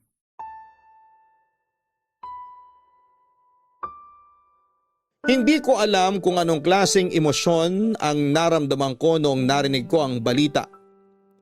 Pinaghalong saya, kaba, gulat at pagkalito ang naramdaman ng puso ko. Sa mahabang panahon ng pagkawala ni Lino, hindi ko inaasahan na babalik pa siya pero nagbalik siya, Papa Dudut. Pagkarinig ko pa lang sa pangalan niya ay parang tubig na muling dumaloy sa utak ko ang lahat ng memories naming dalawa ni Lino. Pumasok ako sa trabaho na ang buong isip ko ay na kay Lino. Inimagine ko kung may nagbago ba sa itsura niya. Kung kumusta na siya. Pagkatapos ng meeting namin ay sinundo ako ni Billy sa school at sabay kaming nagpunta sa bahay nila Edward kung saan ay pansamantalang nakikitira si Lino. Iba yung kaba ang naramdaman ko ng time na yon habang nasa biyahe. Hindi ko alam kung paano ko haharapin si Lino matapos ang napakahabang panahon. Noong sa wakas ay nagkita na kami, nakahinga ko dahil kitang-kita sa kanyang mukha na maganda ang kinalabasan ng pagkawala nito. Agad niya akong niyakap ng napakahigpit. Makikita sa mga mata nito ang saya noong sa wakas ay nasilayan na niya ako. Masaya niyang ibinalita sa akin na nagbalik na siya. Na nagbago na siya at handa na siyang umibig muli. Nagpasalamat siya na nahintay ko raw siya. Pero sa likod ng magandang balita na dala nito ay sinalubong ko naman siya ng masamang balita. Ipinaalam ko sa kanya ang sitwasyon ko na hindi na pwedeng bumalik pa ako sa kanya dahil boyfriend ko na noon si Billy. Hanggang dito na lamang muna ang kwento ko sa inyo, Papa Dudut. Maraming salamat sa pakikinig at pagbabahagi ng story ko sa ating mga kabarangay. Mabuhay po kayo. Ang inyong forever kapuso at kabarangay, Georgette. Mga kabarangay, maging maingat tayo sa oras at damdamin ng isang taong naghihintay para sa atin dahil may hangganan ang bawat pangunawa at pasensyang kayang ibigay ng isang tao. At kapag hindi natin ito binigyan ng importansya ay darating ang araw na mapagtatanto nating tayo man ay magbalik. Maaring huli ang lahat para sa inaasahan nating comeback. Hanggang sa muli, ako po ang inyong si Papa Dudut sa mga kwento ng pag-ibig, buhay at pag-asa sa Barangay Love Stories #1.